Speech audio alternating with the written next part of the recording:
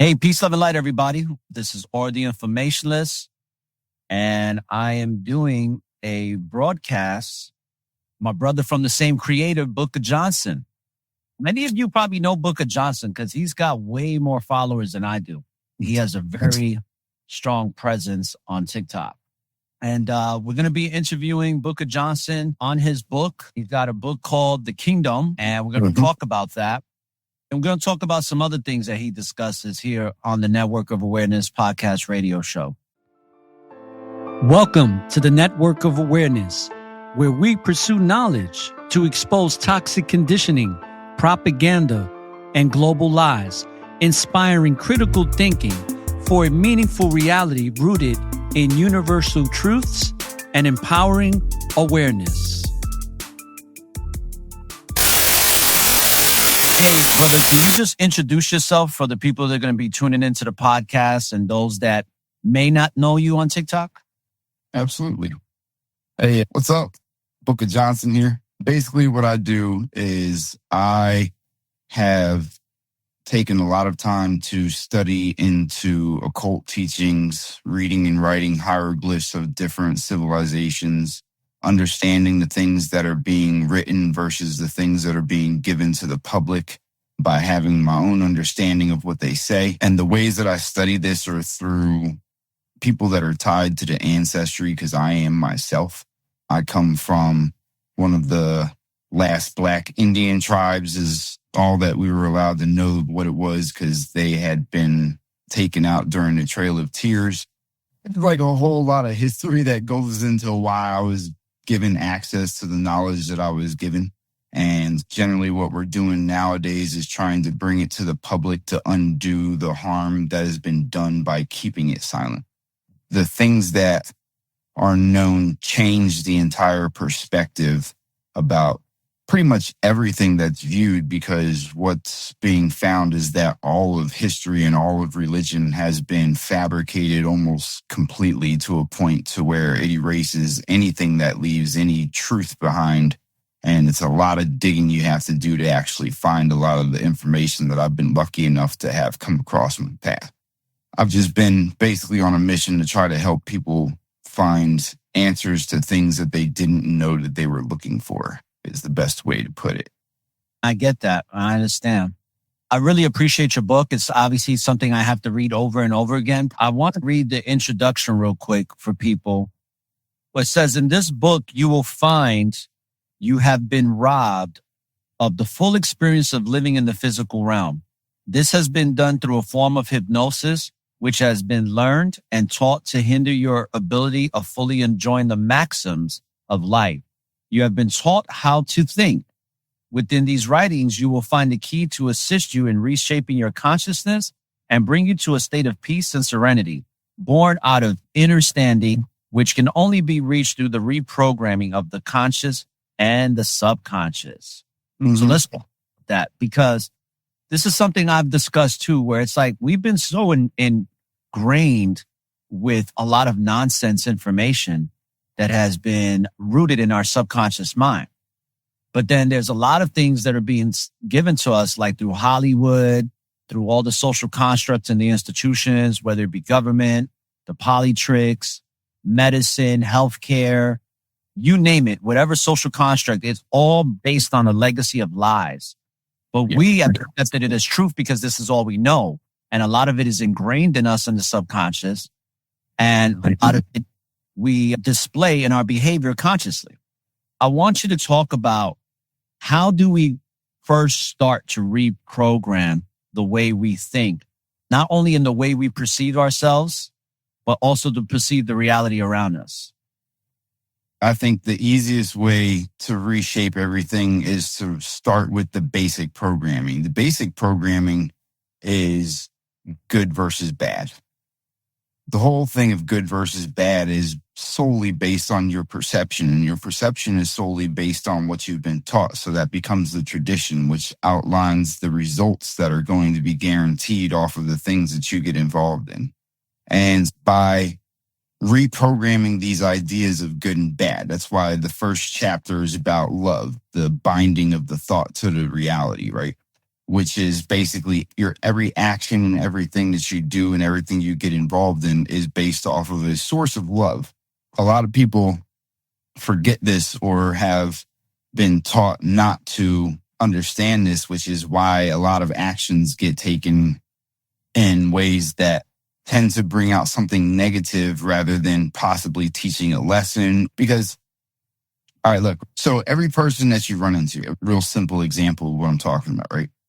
Say you run into somebody, you're walking down the street, you run into somebody, and the person that you run into has like a certain attitude about them, and they give you a certain vibe or a certain feeling. And the way that they speak to you, approach you in that moment leaves you feeling a certain way, and you carry that with you. And then you're thinking about that, right? That lingers on with you throughout your day, and you're wondering about that whole scenario, and you keep replaying it over and over again in your head and wondering all of these different things. But the thing that most people don't do is put themselves in that person's shoes, because you're only looking at that perspective from, I ran into this person and got involved with this, but you're not taking it from the perspective of what could that person be involved in to make them react to you the way that they do, which makes it so that you're completely unable to understand the reflection that's going on. Say you're walking down the street and you bump into somebody that has an attitude with you. They say something rude to you or something like that for no reason whatsoever. Now, the way that you respond to that is in your shoes. That's your perspective that you're putting into that situation. So that means that the way that you respond to that is going to be mirrored throughout the completion of the existence. There's many different variations of you. Say that person says something that hurts your feelings a little bit, and then they just keep on going. For you, you could have A, responded to that negatively. You could have B, said something kind in return. You could have C, said nothing to them. You could have D, left the situation unchecked, allowed them to go on persisting in that way. Now, all of these things are what people consider to be different dimensions. Each idea of a way to take that situation unfolds its entirety of reality behind it in a wave that you can't even see. You can't see unless you step into that position to where you're walking through that at that moment. That's the decision that you choose to make in that moment. That chooses your reality. Now, the whole reason that you're going to choose that is because you love things being a certain way. No matter what you're doing, no matter what choice you're making, it's because you love things being a specific way. And that specific way that you love things is going to dictate how you react, what you do, and what the outcome of that situation is.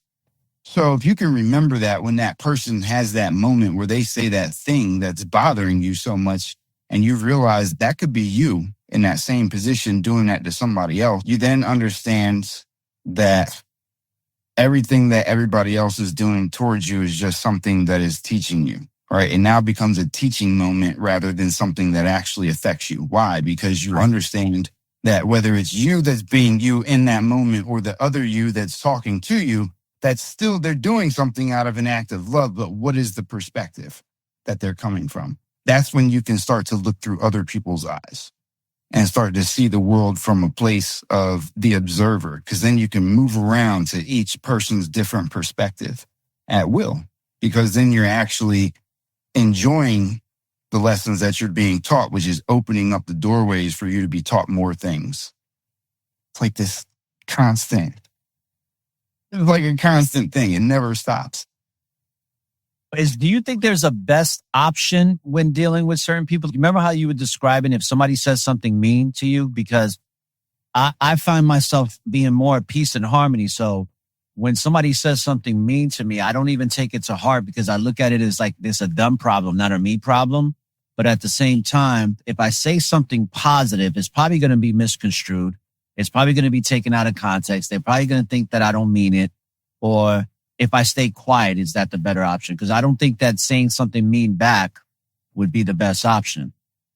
Okay. So this is the whole thing. See, this is the part that I talk about a lot, about people not accepting how serious their own role is in everything. I want you to think about this for a minute. Now, everything around you is a mirror. It reflects the different type of actions and the different type of thoughts that you entertain. So if this person's coming to you, realize you're the one that is responsible for that outcome. So if they're coming to you and they're doing something that is disrespectful to you and you allow that to be something that they feel comfortable with, you yourself may be forgiving of it, but will the next be as forgiving? And so this is where that whole weight of being the center of the universe at the same time as being the universe comes into play. Because now you have to look at it like, okay, so if I don't do anything, it'll just go away and then it won't be your problem anymore. That's the general thing, right? Is we'll just keep it low and let it go, right? But in that moment, you're also teaching that same person that it's okay for them to do those type of behaviors, which means that that's going to be either a different version of you that's going to suffer from being the victim in the next position that might get taken further because the last one didn't hold any resistance. That person then goes to the other person and the other person has a loaded Glock in their pocket and decides, you know what, that's a little too much.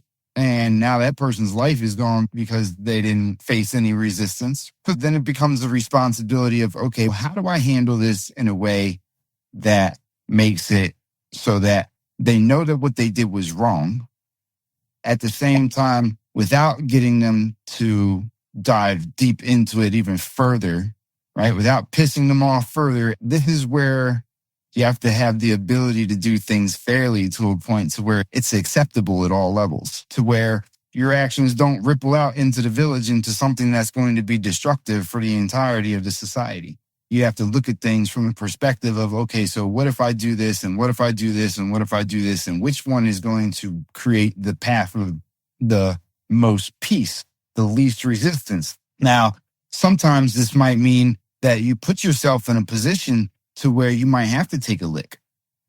You might have to fight for it. That's the thing, though, but you have to fight for it. Because if you don't, then what are you putting out there? Everybody waits for the next one to make the stand. And if everybody's always waiting for the next one to make the stand, then who makes the stand? Nobody. That's why it's you that has to do it. Because nobody else is going to do it unless you do it first. Because remember, you're the center. At the same time that you're just this, you're also everything that's around you. You control everything that's around you. You create all the scenarios that are around you through the things that you agree on. You agree by what? Doing nothing. And to not make a decision is a decision. Ignore it. It must be okay. Yeah, and what was that saying? That's one of my favorite from James Allen. Circumstances don't make the man, it reveals it to himself. Yeah, very powerful quote. It is. It's powerful. I want to, by the way, people that are joining on TikTok, we're doing a pre-recorded podcast. So I decided to do something different today. And instead of just sharing it with people on the podcast network and having them listen to that audio and that visual on YouTube, I wanted to give people an opportunity to watch this live. We're going over his book called Kingdome. So this is a two-part question. The first part is called acceptance. This is actually the second chapter, acceptance. Fate of learned ones. I want to know why you gave it that title, but also I wanted to touch on this. You said, first is deja vu. What they tell you is a dream in which you can map out certain events with pinpoint accuracy of what's to come, answering all questions before an answer is sought, where every location, question, action, and said outcome are witnessed before it exists. Can you elaborate on that and also elaborate on why you gave it that title for the second chapter? Fate of the learned ones. If you read the chapter, what it explains to you is there's a scenario in the chapter. I want you to think about this for a minute. You always see the average person getting pulled over, right? You see the average person getting pulled over all the time. Everybody that's that's a regular everyday person that everybody considers to be a regular everyday person gets pulled over and worries about being pulled over. And it's something that's in their reality because it's something that they have learned to be a consequence. It's because we've learned that this is a consequence that we accept this as being a consequence. Mind you, there are people that live in parts of society that are not taught that the police have anything to do except to answer to them. And you will see examples of this very rarely. Every once in a while, you'll see one of them pulled over. Every once in a while. Like it's a once in a blue moon thing. And when they're pulled over, they're irate. They're legitimately going off on, who do you think you are to even be pulling me over? What do you think? And they don't even live in the same reality that you do. Why? Because they were taught a different reality. They were taught a different reaction to their actions, and that's what they accept as their reality. And so they live in that very same reality. It's right next to yours. You can see them in your reality. Very rarely will you see them in your reality. Why? Because they don't exist in it. They've got a completely different plane of existence in the same one that you do.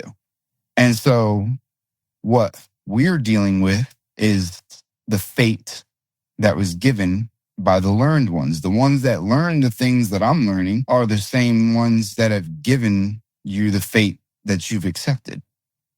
You get me? All the limitations that everybody thinks that they have are only the limitations that were taught by people that knew the bounds. That's how they were able to find the limitations and how they were able to implement them on everybody in the first place. You have to know the mechanics to be able to build it. So these are indeed the learned ones. The learned ones have controlled the fate of the general consciousness for a good amount of time. Those are the ones that you've mentioned in your book as being the puppet masters. What I call the powers that shouldn't be, but are. But if you realize there's a part when we're speaking about the puppet masters where it's revealed to you that it's you. One thing I used to always say, and I still do today, I've been saying it for years. I've been saying it for over 26 years, is that I don't get sick. So for the past 26 years, I've been saying I don't get sick. And I can tell you I'm 46 years old, and still to this day, I don't get sick. You know what I mean? I get out from my dog, but and I think it's very interesting that if we only knew the power that we have to create our reality exactly to be what we want it to be, we would be better off. It's important for you to start to accept the things that you do rather than to keep denying them to yourselves. Everybody's been taught to deny the things, like this deja vu, for instance. This is a moment when you're told that you're having an imaginary thing take place where you're dreaming, and they're telling you that your dreams are nothing but an imaginary space and there's no reality behind them whatsoever. But yet you can have a dream of a specific time and place. And in that time and place that you have that dream, every single item that is in the venue that is around you or at the place that you're at, the person that you're there with or that you're not there with, there might be somebody that's in question that you haven't even met yet, right? And you'll wake up for this and you'll wonder, what was that so much? And you'll sit there and think about it and contemplate it so much. And then after a certain duration of time, whether it be a couple hours, a couple days, a couple of weeks, a couple months, and sometimes there's even years in between. Sometimes it just takes that long to get to that point because of where that point was that you just went to. But if you were able, maybe it just took that long for it to be created the way that it needed to be created for you to be able to get to that point. But from the time that you had that moment inside of your mind, you took that out of your mind automatically just by curiosity, and the body was led to that point to answer the question of what else did you want to know about that scenario.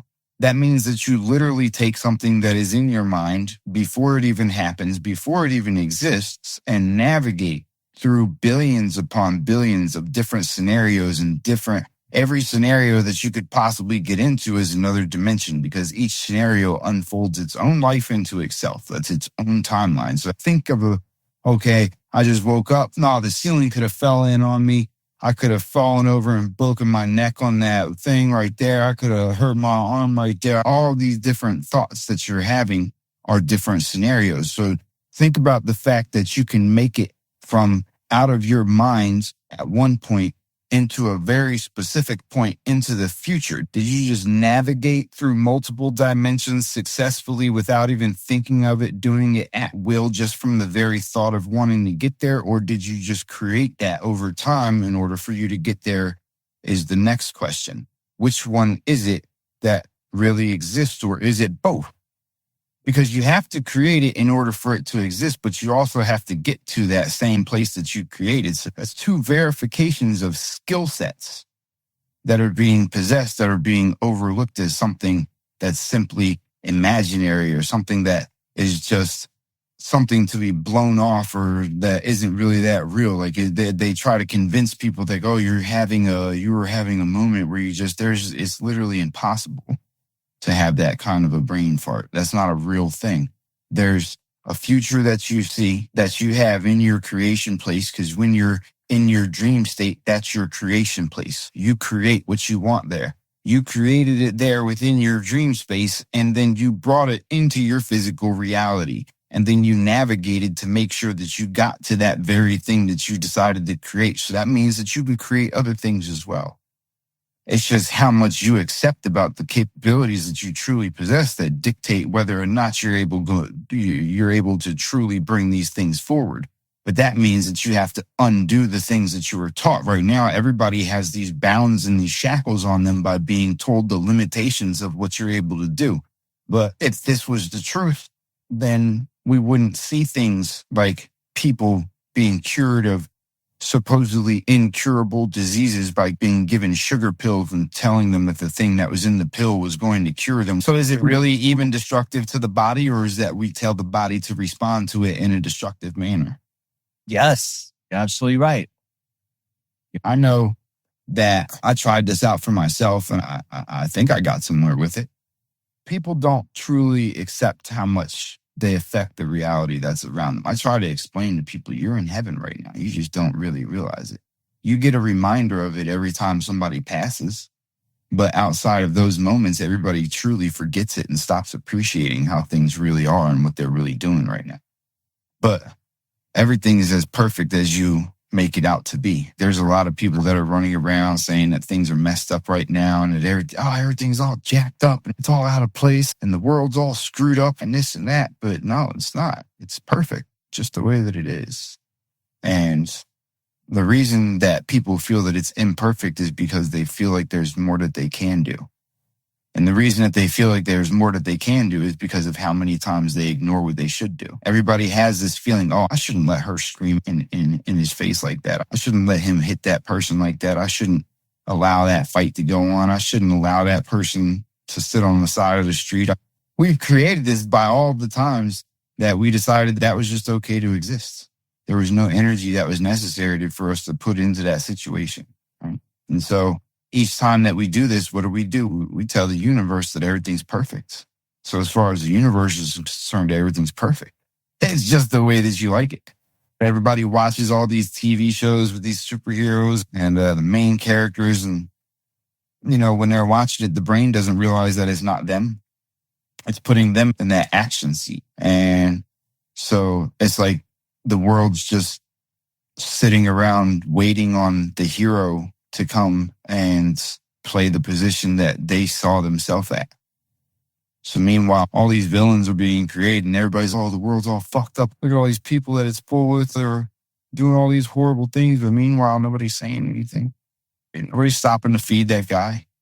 Nobody took their shirt off their back and gave it to the homeless guy, or stopped to help the person that was on the side of the road when their car was broken down, or just little tiny things that make a world of a difference. That's why they have these sayings. It makes a world of a difference. Everything that you do.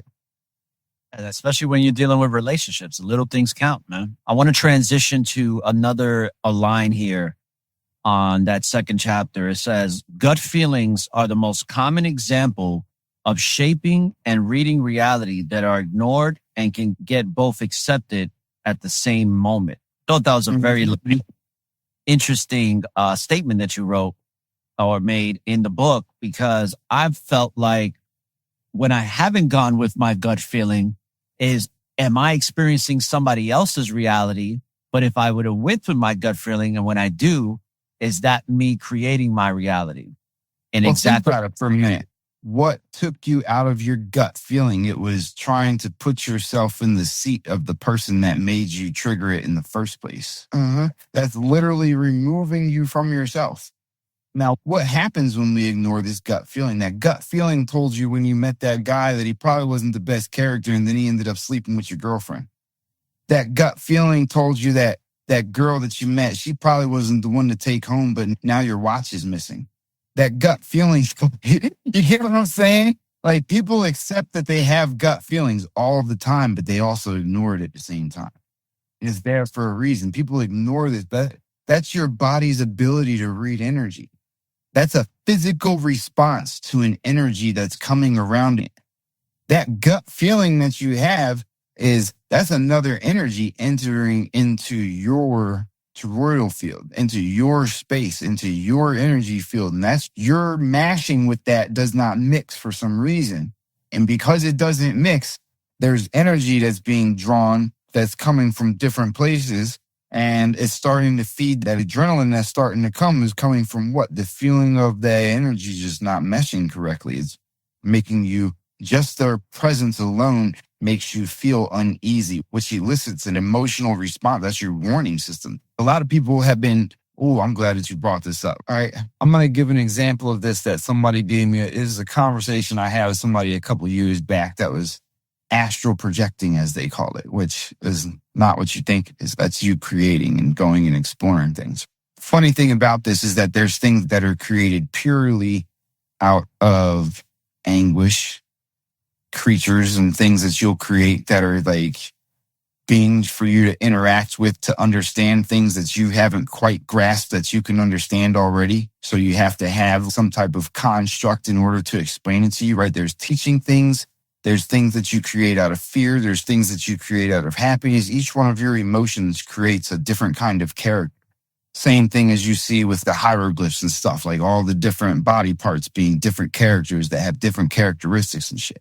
It's the same exact thing. And so this guy was like explaining to me that he was like astral projecting, that he was coming across these entities. He would feel himself try to stop like going near them and things like that, but then try to force himself to. And then I would be like, yeah, but what happened when you did that? Because I understand that's a raw emotion of yours. That's something that you're going to have to battle and deal with. You're not supposed to make friends with everything that you create. Everything that you create isn't there to be friends with. Some things are there for you to destroy the thing that's bothering you. Sometimes something will bother you so much that you'll create a creature that you can literally destroy to destroy that memory for yourself.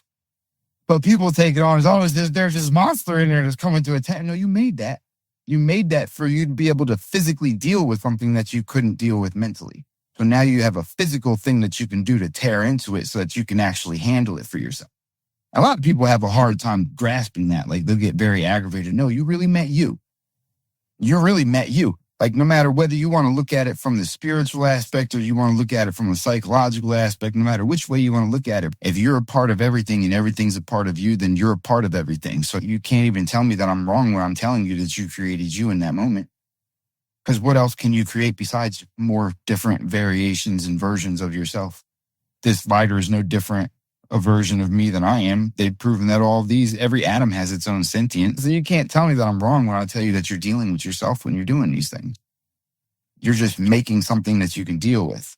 But that's not the point. The thing is, this guy tries to convince himself that he's okay to go deal with that. There's a part of him that's telling him, look, don't deal with this being, don't deal with this creature. And he convinces himself that he does want to. And what happens?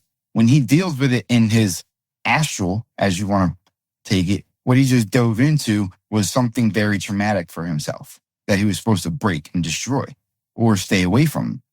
Something that he could keep away from. You could physically make a distance from something if you make it physical. You can put it at a distance, which will literally put it out of your mind. So you can create physical in the mental in order to accomplish things that you want to do mentally. That's how you're supposed to communicate with your mind anyways, mentally. It's creating images. That's how you talk to your mind for real. Thing is that he would go and interact with this shit. And I was like, so what happened next? Let me guess. You interacted with it. And then what? You felt like you brought it back here with you? He was like, yeah. I was like, then you what? You got depressed. You got upset. You were fucked up for months on end and shit. Like, he was like, yeah, exactly. Yeah, because you went and interacted with something that you weren't supposed to interact with. You tried to override. See, he tried to override the gut. He had that gut feeling. Whether you're in this physical right now, whether you're in the 3D, whether you're in the 4D or the 5D, makes no difference. You always have that gut feeling with you. It doesn't matter. When you're supposedly dreaming and you're interacting with things, you have a gut feeling. When you're around something you shouldn't be, when you're around something that's good, you understand? So if that carries on both physical and to the non-physical, then that's a real thing that you have. And that's something that a lot of people ignore and a lot of people don't listen to. And And every time that they ignore it and every time that they don't listen to it, something bad happens. But the thing is, that's because we're now programmed. We're now programmed to have a bad result. You're now programmed to have a bad result for ignoring your gut feeling, right? But there is no overriding it. It's going to be there. But the thing is now the gut has been hyperactivated because everybody's running off of fear-based tactics right now. That's what the mind is basically running off of, is fear-based instead of love-based. And people wake up, they're worried about getting to work on time. When they're worried about getting work on time, they're worried about whether they cut their lights off. When they're worried about let the cuts off, did I lock the door? Is the house going to get robbed? Is somebody going to steal my car while I'm at work? Is the boss going to yell at me? Am I going to get to my break on time? Everybody's stuck in a constant state of what if fucks. They're basically what if fucks. And it's keeping everybody stuck in this fear mode. All right, everybody's stuck in this fear mode. So it's very important for you to be able to remove yourself from that. Because if you can't, then you're just going to keep replaying all these fucked up scenarios over and over again. Why? Because we don't accept how much we're actually accepting them and how much we're creating them. And so when we ignore our gut feelings, we're basically allowing something to take place that shouldn't be taking place. Your gut tells you you're probably going to have to punch this dude in the face. It does. You're probably going to have to punch this dude in the face. But then your mind tells you if you do that, he's probably going to hit you back. Maybe you should just let that slide. Or sometimes you're like, if I do hit this dude, I'm probably going to wind up going to jail. See how there's all these programmed consequences that are stopping you from doing what's right? You might be in a situation that calls for it. Bro, think about it. How many times have you let somebody slide? I've let people slide a million times. One, because the stuff that I know gives me a little bit of an advantage over the average person. So I don't really feel it necessary for me to even get in a fight with somebody physically. But how many times have you let somebody slide on something like that and didn't take that moment to realize that in that moment you would have wanted somebody to correct you or to talk to you to see what it really was that was fucking you up? Because we only deal with the outlash, but nobody addresses where it bruised from, what stemmed it in the first place. If we can get to what stemmed it, maybe we can stop that outlash when it happened. See, I take each moment like it happens to me in order for me to stop it before it goes to somebody else. That's how I look at it. What can I do to make sure that this doesn't replay?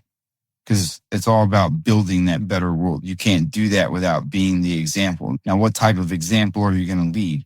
But yeah, that situation might have called for you to punch that dude in the face, but you could have also talked to him. And maybe not even had to punch him in the face, but still got across the same scenario. Or maybe just gave them the moment that they needed to release it verbally to get it out of their system. And by the way, people on TikTok, if you want to get his book, The Kingdome, go to his page, The Book of Johnson. Book is $12, but the folder is still $25 because the folder's got the second book in it as well now for people to follow along for the live teachings.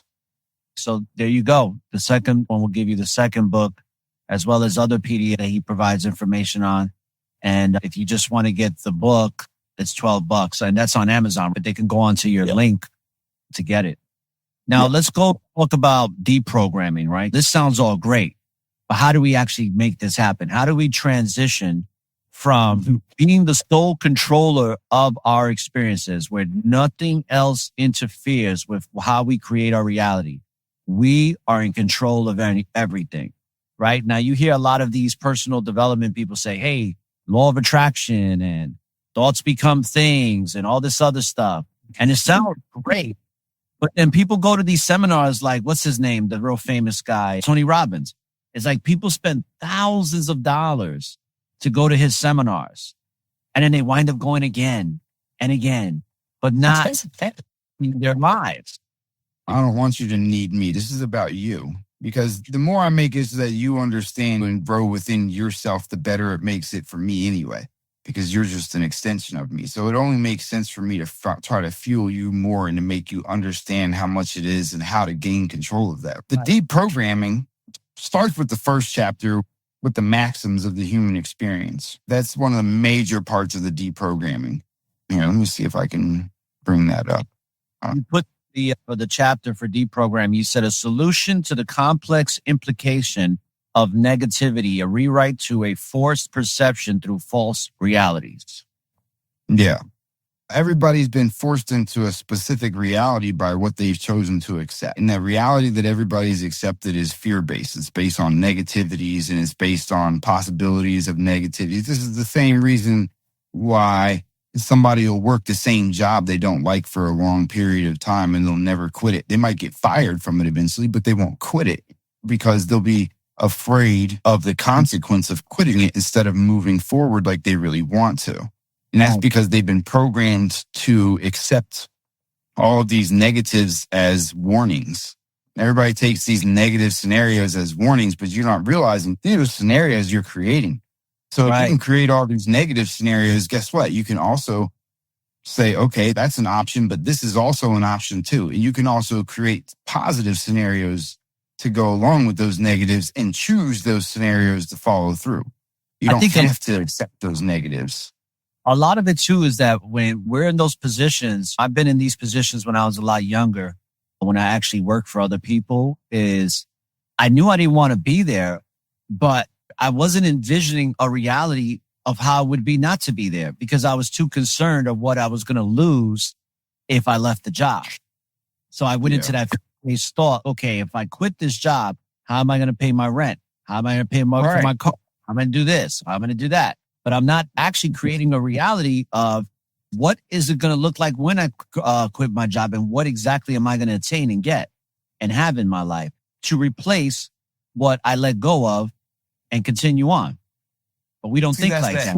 That's that negativity that you got programmed in, though. Because look, I'll explain it to you exactly how it happens, right?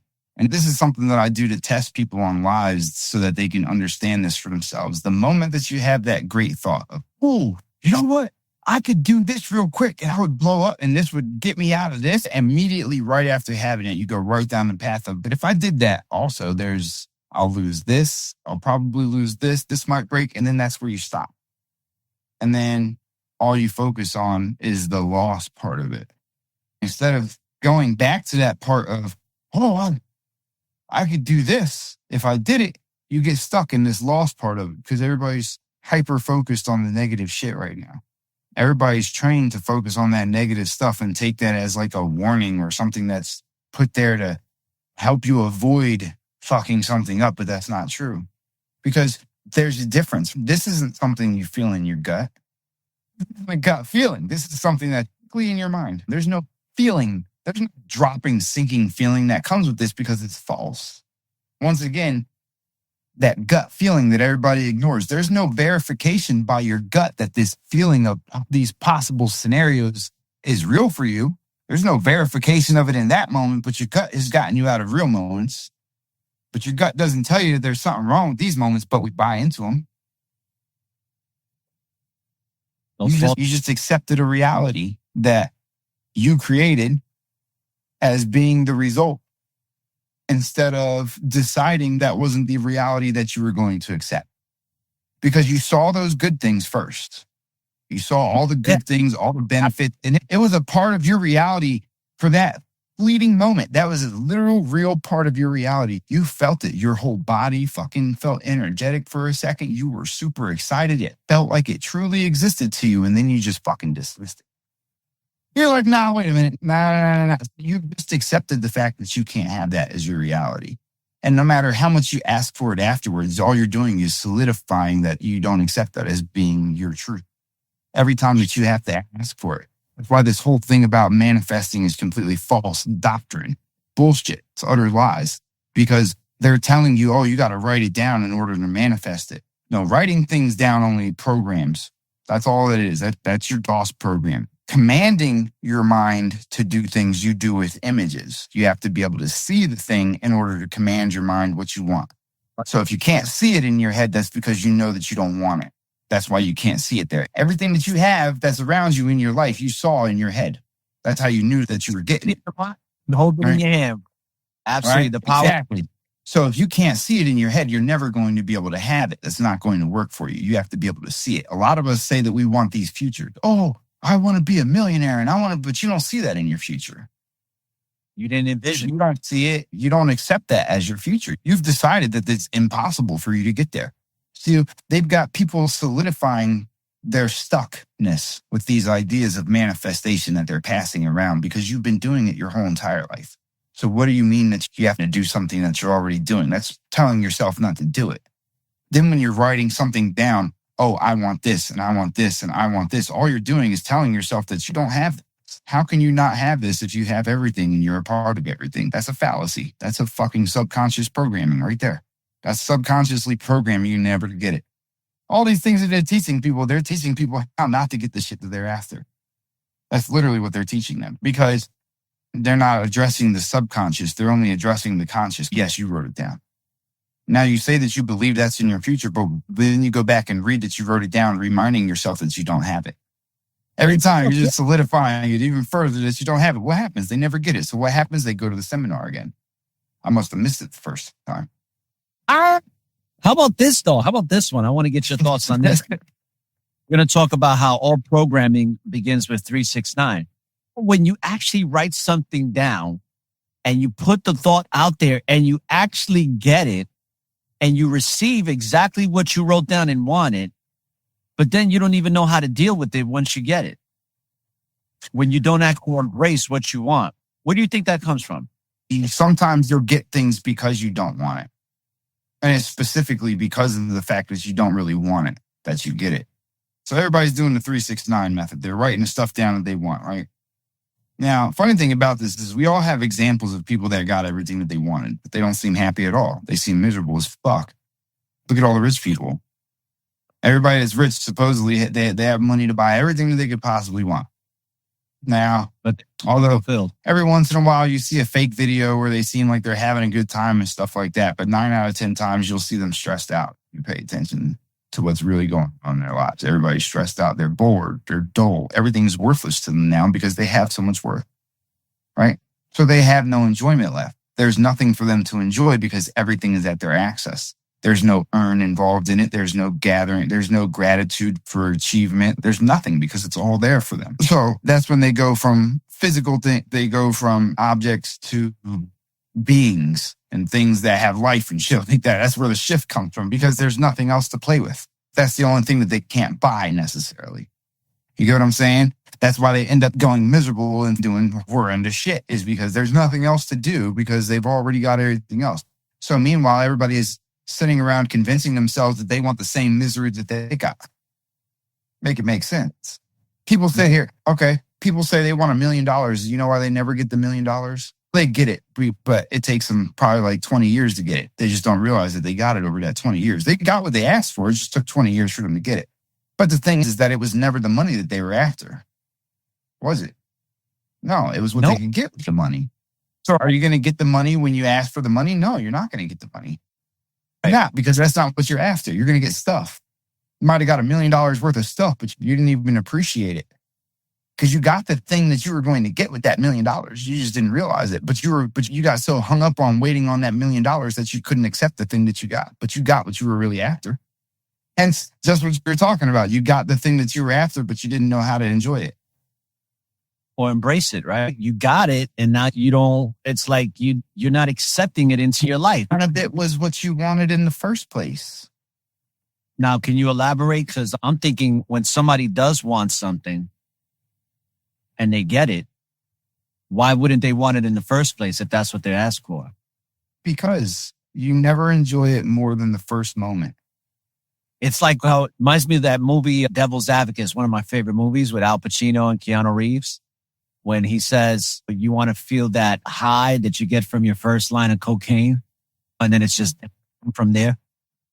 That's how everything is. You're going to tell me that you can have more fun with something in the physical than you can have in your place of creation. You're never going to enjoy it as much as you did when it was in your mind.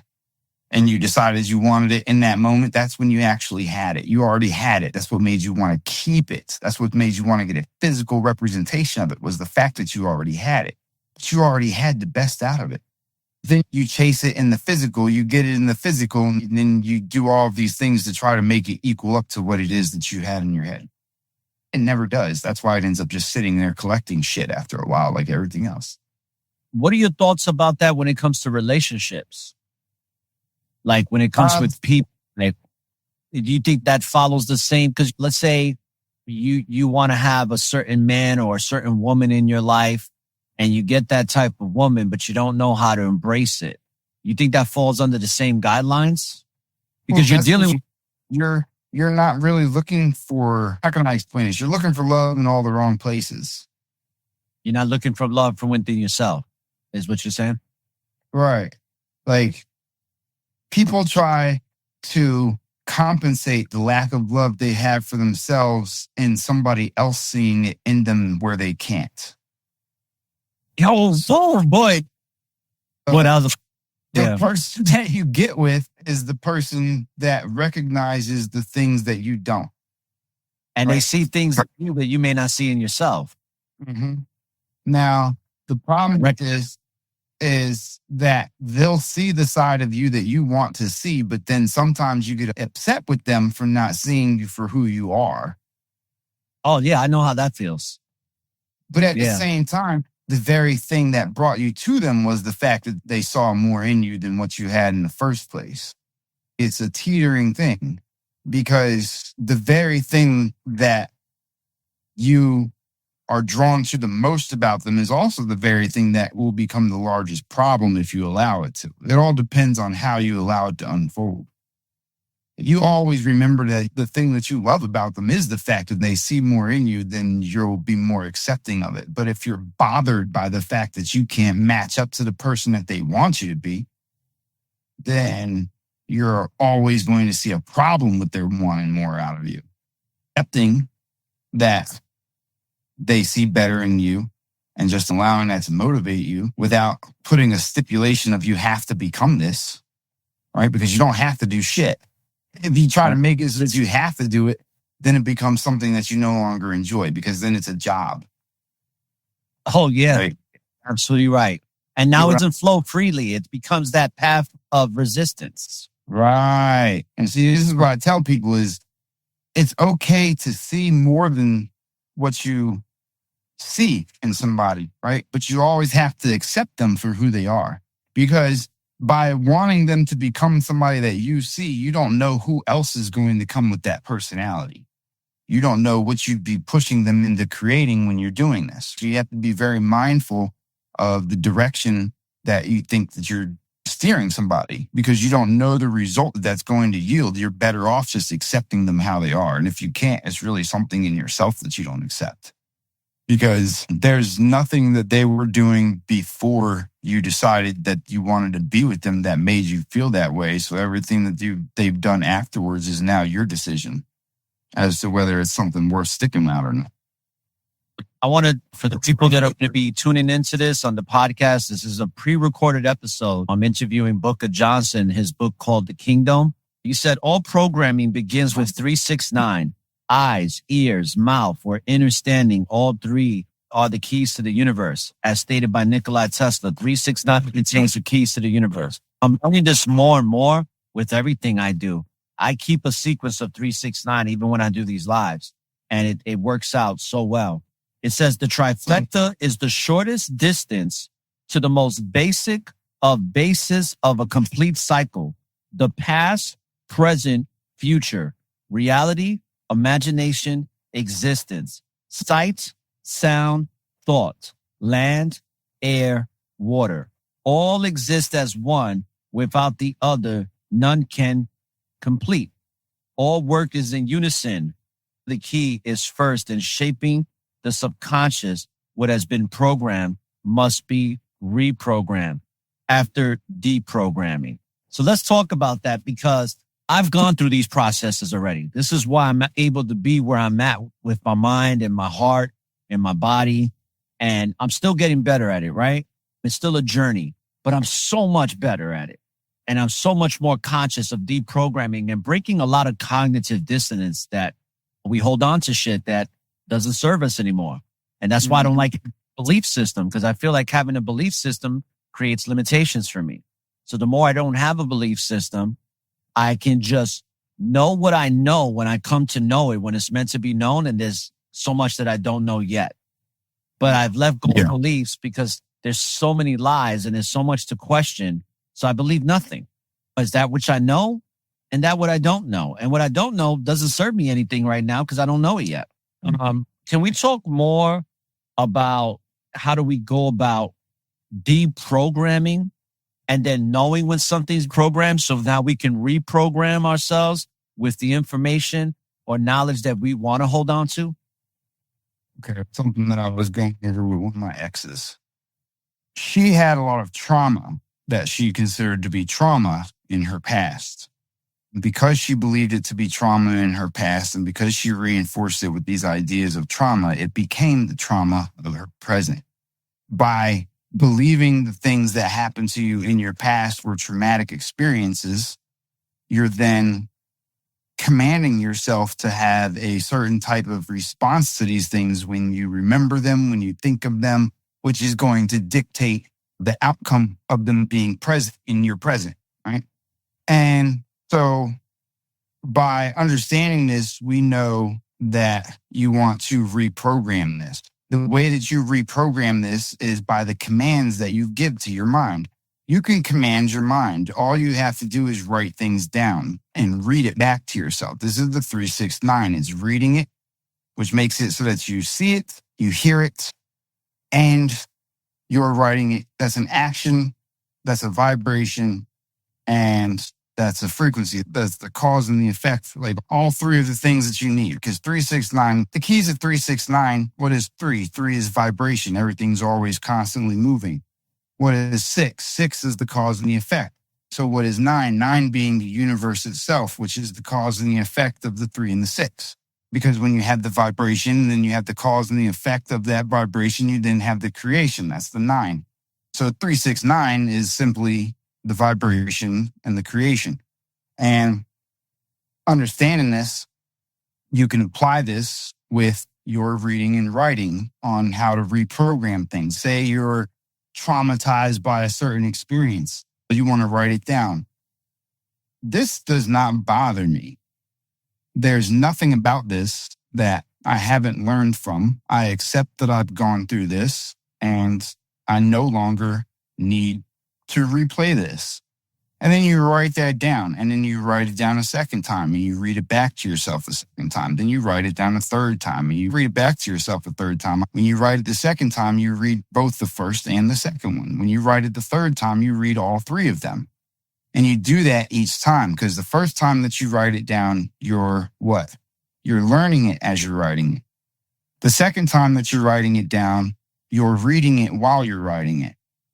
By the third time that you're writing it down, it's now almost completely in your mind as you're writing it down. So you're now just repeating it into the subconscious. So it goes from being something that is a conscious thought to a repeat of it into a programming.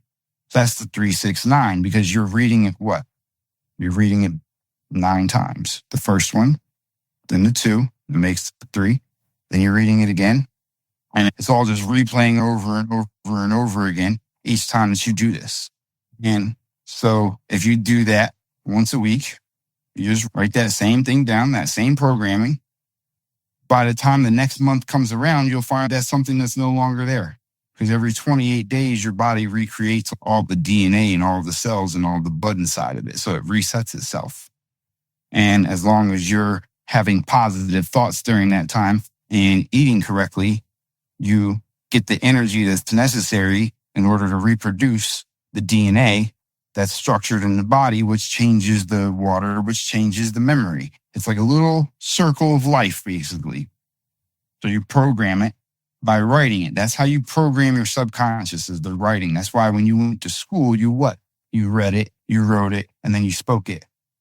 They always had you do it in 3. Same thing with music. When you're listening to music, what's the part of the music that keeps you coming back? The hook. Why is it called the hook? Because it plays 3 times. When you hear it 3 times, what do? You hear it, you sing it. So you're now hearing it, you're voicing it, and you're thinking about it. It's all about the 3. And you do it 3 times. Everything is done 3 and 3 that makes it stick. That's why music sticks in your head so heavy. They're using the same process. That's absolutely true. It's interesting. You wrote an example here. You said, we're going to say it 3 times here. And by the way, anybody that just came into the live, we're interviewing the Book of Johnson, and we're going over his book called The Kingdome. So you wrote, I am successful and gain each maxim once the learned lesson is experienced. I have never failed. I am successful and gain each maxim once the learned lesson is experienced. I have never failed. Why you chose that particular affirmation, or why did you write that down or choose to use that as an example? Because that has something to do with the book. Because when you're writing that, you're programming your mind to think about the maxims. Subconsciously, you just programmed your mind to pay attention to the maxims, which means that when you run into the situations, your mind is going to automatically revert you back to this, which is going to remind you of the lesson that you learned for each one of the maxims. And that's going to help it so that you're now pulling yourself out of each one of those moments when you get caught up in your loss, when you're getting caught up in failure, when you're getting caught up in anger, when you're getting caught up in vulnerability, when you're getting caught up in feeling dead inside, when you're getting caught up on feeling weighted down by something. All of these things, if you remember the maxims and they're, oh yeah, I feel weighted down by this because I love it so much. Let me just enjoy the fact that it brought me that weight real quick so that I can keep moving. That just verifies. Now the very things that typically bother you about something can become the thing that fuel you for it. Because now it's just a validation of love. Now, so the last line was, once it says, I am successful and gain each maxim once the learned lesson is experienced, I have never failed. The last part is I have never failed. The reason it's in there is because people need to be reinforced that there is no failure. There's no such thing as failure. Failure is just learning that there's an alternate reality that you could possibly exist in. Because every time that you think that you failed at something, you didn't fail at it. You chose that there was something better that you would possibly be doing at that time. So you didn't fail at the thing that you left behind. So you need to accept the fact that you left it behind because you've already completed everything that was needed in the maxim. That's why you didn't stick with it, because it was already done. You're not supposed to feel bad for moving forward. You're supposed to reward yourself. You're supposed to accept the fact that you're moving forward. But most of the time, people attack themselves thinking that they failed at something else. There's nothing that you fail at. You just do what you want. I think that has a lot to do with people always associate failure as not gaining something, not realizing that in not achieving what they thought they wanted to, there is something gained from it. And it reminds me of Thomas Edison when he was interviewed and he figured out how to put the light bulb together. And they asked him, why did you keep going? How did you keep going if you failed 2,000 times? And he said, I didn't fail 2,000 times. I just figured out 2,000 ways on how not to make a light bulb. Right. Exactly. Yeah. And think about how much he learned in those things that he did that didn't work out in what he wanted to achieve, but still gained something else from it, from that particular experience that would have been looked at as a failure, but it's actually a gain. Right? It's a lesson. Like my friend who owns a farm, he said, I take my L's as lessons. There's no losses. There's only lessons to be learned. Mm-hmm. And I think that writing it down like this, it really ingrains into the spirit, right? How you talk about the spear being the vertebrae, the spinal cord, going into the pelvic being the actual spear. And what's interesting is that when he's giving this breakdown, you can see how it all ties in, because the vertebrae going into the pelvic bone is exactly shaped like a spear, like an arrow. What's interesting about this, I've just come to the realization, is that just writing something as simple as I have never failed and reading it, writing it, ingraining it into spirit, it now becomes you. Just like when I was saying earlier, I've been saying for years, I don't get sick. And I know this to be true. And the more I hold on that vibration of knowing and not doubting, not even a slightest bit, that becomes my reality, a reality where there is sickness. Sickness is not even in my vernacular when I'm speaking. The only time I even hear sickness is when I'm seeing other people go through it. So let's talk more about this deprogramming process, because I want to see what suggestions can you give people that actually want to deprogram? What's one of the most important things, or if you would say the three top things that they have to put into practice to go through the deprogramming process? I think the hardest part that people have in this is accepting how much things are really affected by their every action and their lack of action. The hardest part about the deprogramming is first accepting how much of this really does weigh in on your own. A lot of people seem to understand it, but at the same time don't act on it. It's like they're still stuck and still stagnant and still worried about moving forward. And it's interesting to see because I know everybody wants to move forward, but it's like there's just this roadblock of programming. It's just you have to do the deprogramming. That's why all the chapters that come after the deprogramming, it's straight ego, death, failure, loss. All of these are the things that people deal with the most, right? And so that's why those are the next chapters, is because these are the things that people have been given the most destructive ideas about and the things that keep them from moving forward. These are the things that build fear. And it's the inability to accept that there's nothing to be afraid of that keeps people from doing anything, but there is nothing to be afraid of. Everybody's worried about dying. You've seen it happen around you a million times, but has it happened to you? Let me repeat that again. It's happened billions of times. You've seen all kinds of examples of it. You've seen bugs die. You've seen people die. You've seen animals die. You've seen everything die, but you're still here. But yet there's a fear of a consequence of something. But everything tells you that everything else died. They try to convince you that you die, but you're not dying. So far, you haven't died. You're still here. Because it doesn't exist without you. So is there anything such as death at all? Is something really dying, or it just doesn't exist with your reality anymore? That's what the concept of how energy never dies. Just because your thought goes away, is it not a thought anymore? No, you can always bring that back. Exactly. When I was 20 years old, I heard a nurse, this guy I used to work at this homeless shelter, and he was telling me how ego stands for edge and got out. And I thought that was a pretty profound statement at the time. But now, when I read your book, I was like, emotion grown outcomes? I said, holy shit, emotion grown outcomes. Blew my mind, bro. Blew my mind. That's all. Think about it like that. That's all that the ego is. There's an outcome that comes out of an emotion, but the ego is just the driving force. There's no emotion that's tied with ego. Ego, like love, brings out a lot of things, but you can't say that it is those things because it can't be encased in one thing. Ego can make you prideful. Ego can make you humble.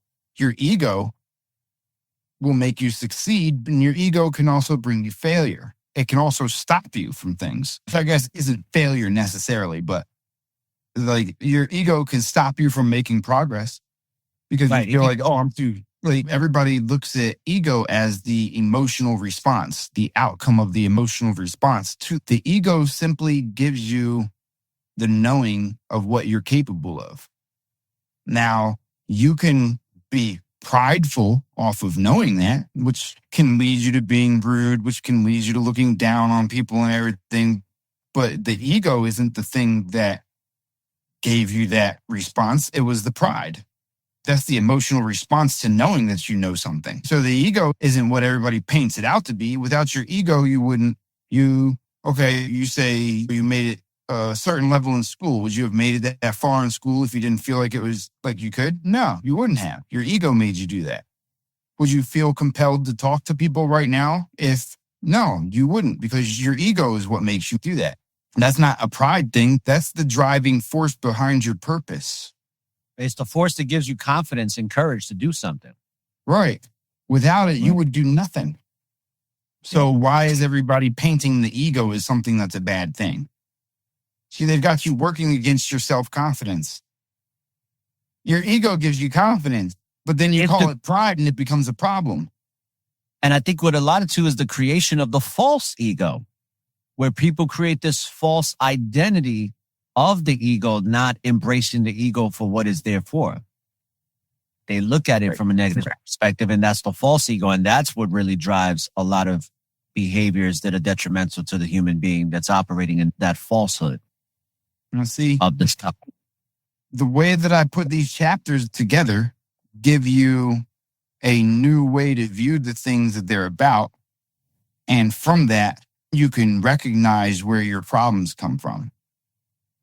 As we address these different views on these things, then you can be like, oh, you know what? That's the thing that has to do with me. Then you go back to this deprogramming. That's when you start writing your stuff down, is after you read the chapters that come after, because before you do it, you might be a little hazy on where you need it. But one of these subjects is going to be like, oh, you know what? That's where this comes from. And then you know exactly what you need to rewrite. Because then it reminds you of that memory with that feeling, with that emotion that's tied to that moment. And then you can say, all right, from that memory, I learned this, and I don't need to know this because I did this, and I'm done with that. So let's get that out of there. Facts, brother. Yes, you set that spot on, because that's where trauma is. Trauma is just our perception of an experience that didn't make us feel good, but we didn't feel good from the experience. And we hold on to that not feeling good, and then it continues to perpetuate throughout our lives until we deal with, just like how you explained it. When we recognize that's what it is, whether it's a feeling of abandonment, whether it's SA, whether it's physical abuse, whether it's mental abuse, you have to realize, okay, this is the perception I had of that experience. Now I have to let it go because I know it doesn't serve me in the present. That's something that happened years ago, 10 years ago, 5 years ago, whenever. But the moment you can recognize it and say, you know what? That feeling I'd had does not have to be attached to anything I'm doing now, because how it made me feel was just an experience. It's nothing that has to be relived. The only person that's making it relive it is myself. People as accepting the experience. Yeah, what it is. And then letting it go. And knowing that experience actually has brought something good in your life, because without it, you wouldn't have known that it exists and how to deal with it and how to recognize it. Or maybe give advice to somebody else on how to deal with it that is a little bit lost on that experience and feeling a certain type of way, or feeling some insecurity or some lack. And you can give them some, or like what you're doing with the book, right? You're letting them know, hey, you don't have to hold on to those emotions, because that emotion was just an experience. Yeah. If it doesn't serve you well, why hold on to it? Well, some people don't get. This is where a lot of people get fucked up. There's certain building blocks for each of us. There's certain things that we go through that we re-experience over and over again in our lives when we start to doubt ourselves. And a lot of people get, all right, what's a good scenario to pick? And by the way, I end up on the streets a lot, consistently. I'll be doing fine, and then all of a sudden, everything will hit a reset on me, and I'll be homeless again, and I'll have to start from scratch all over again. Now, this has became shorter each time because of how much I know now that things, as a matter of fact, it's gotten to the point to where I don't even make it to the streets anymore. It's very interesting. See, the thing is that I've come to accept is the fact that each of us has something in our path that makes us stronger. And that something in our path that makes us stronger is the one thing that the universe has as a go-to whenever we start to question, and whenever we get into that zone of, is it worth it? Or like when things start crumbling around you and shit like that, and things start not going the way that you want, there's always that one thing. For some people, it was drugs. For some people, it's being homeless. For some people, it's losing a relationship. For some people, it's like getting into it with a family member. For some people, like, you understand, like everybody has that one thing. Everybody has that one thing that keeps reoccurring in their life. Every time that things start to seem to go bad, they have that one go-to moment that reoccurs every single time things start to go bad. It's just this reminder of this thing. Right? The reason behind that is because there's certain things that we each have to triumph over when we need to get stronger, right? And that one key scenario and one key situation is the same thing that we go through each time that things get to a point to where it feels like it's out of control again, because it's the only thing that the universe knows how to give you in order to rebuild your confidence in yourself. So like for me, it'll be losing my place. And then as I'm losing my place, it'll be getting into a new place, which rebuilds the confidence, and that reassures me that everything's in my control and everything's in my hands. Now, how has this grown over the time? When I was young, and I accepted that I had to go through chaos before things got better for me, I would end up homeless consistently, and I would be homeless for long durations of time. Now, whenever I'm about to have a big change, I end up getting threatened with being homeless and then having something else presented to me before I even make it to the streets. Why? Because I instantly know as soon as things look like or give that feeling of it's going bad, that it's just a change that's coming. And I instantly already know that something even better is coming every single time.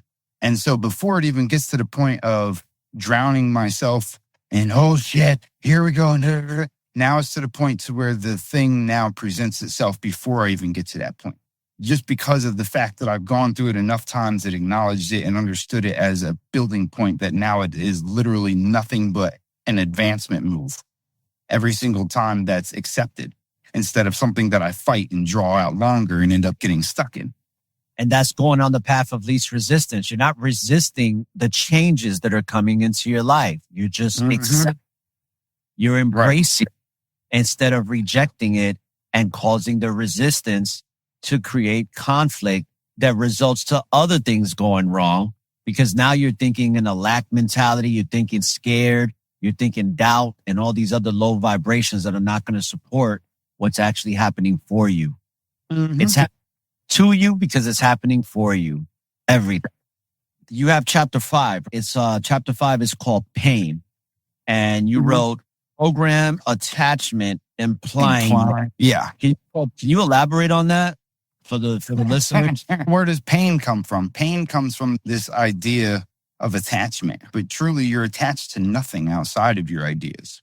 And so the pain that comes with the attachment is a false idea in itself, because that just means that you didn't accept that it was really a part of you, because you can't lose something that's a part of you. So the very pain that you feel is from a loss of something, but there's nothing that you've lost. So why do you feel the pain in the first place? How does that even make sense? And why are you even allowing that to be something in your existence in the first place? If anything, it should be a moment of, there should be like a couple seconds of pain and then, oh, great, I get to feel this. Because all it is validation of how real it was for you. How else would you know that he really went through it if you didn't feel it? Why even allow yourself to be in something that you would deem to be a negative result of something when really it's always going to be a positive? Something to think about. Because, when you love something, everything that you love comes with pain. There's nothing there you can't escape that's guaranteed, because everything that you love comes with a weight and a burden, no matter what it is, because it's your decision that makes that love real for you. And it's your acceptance of it that makes it real for you, which means that it comes with the responsibility of that love. Now, as you can see by the wheel, love brings all kinds of shit. It brings all of it with it every single time. You can't love something and avoid anything that's in that wheel. You have to go through all of those things on that wheel in order to fully experience that thing. So once you're done with this experience, you're done with it. And a lot of people have a hard time accepting that. And that's where this pain comes from. A lot of people have a problem with moving on and things like that. We all get stuck on it. I still get stuck on that to this day sometimes. It takes me a couple days. But even that's getting shorter and shorter. Right. But yeah, so it's like the pain that we feel having to deal with something that we think that we have is just something that we think that we have. So if it's just something that you think that you have, then why is there a pain necessary? What are you not enjoying in the moment that you're choosing to be in pain? What are you ignoring? Because you have to ignore a whole bunch of shit in order to be in pain about something. That's a choice. Program attachment implying need. It's good not to be attached to things. No, it's okay to get attached to things. There's nothing wrong with being attached to things. You're attached to everything. You should be able to attach to things. That's what you're here to do. That's how you gain experience. How does that relate to the attachment? Yeah, implying you don't need any of these things. You want them, right? You want those things. It doesn't. You don't need them. Everything that you thought that you needed was now sitting around your house collecting dust. Oh, true. I got a lot of things like that. I got clothes, man, that I don't even wear, bro. It's everything until somebody tries to take it from you. And then all of a sudden it's mine. Yeah. And it's important again. That's like you're programmed to be attached to it. It's so funny you say that because even with my daughter, when she was little, she wouldn't play with certain toys. But if another kid touched that toy, oh, it's mine. That's my toy. She didn't want them playing with it. But if you haven't even played with that toy for 6 months, now another kid wants to play with that toy.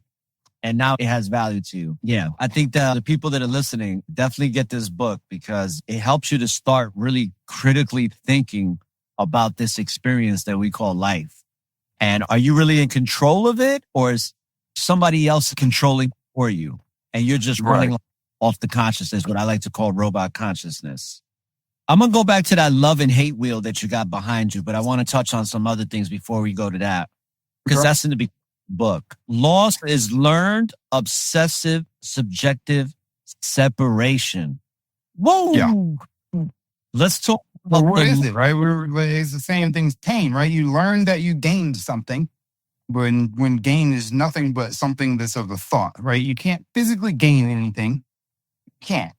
You can have something around you, but you can't gain it. It never attaches itself to you. So just think about that for a minute. If you never really gain anything, except for the thought of you gaining it, then how do you lose it? And why are you obsessing over it? That's the question that you should be asking yourself is, why are you obsessing over something that you never really had in the first place? You don't operate your own body. The closest thing that you can have to having something is eating or drinking something. But even eating or drinking something doesn't give it to you because you don't control your body. Your body operates on its own. Those organs operate independently. There's nobody in control. You're not in control of that. Your body got it, but you didn't. You don't gain anything ever. Never. It's impossible. You're nothing but a spark in the eyeball in the mirror. Right. And I thought about being the observer. How you're just really observing everything. So it's not even like this thing that's happening is not happening to you. It happened to the image and the idea that you created for it to happen in the first place. Even down to the body. You chose to have this body for it to have an experience, but you're observing its experience. You're not going through the true etherical light being that you are of existence. Is observing all of it.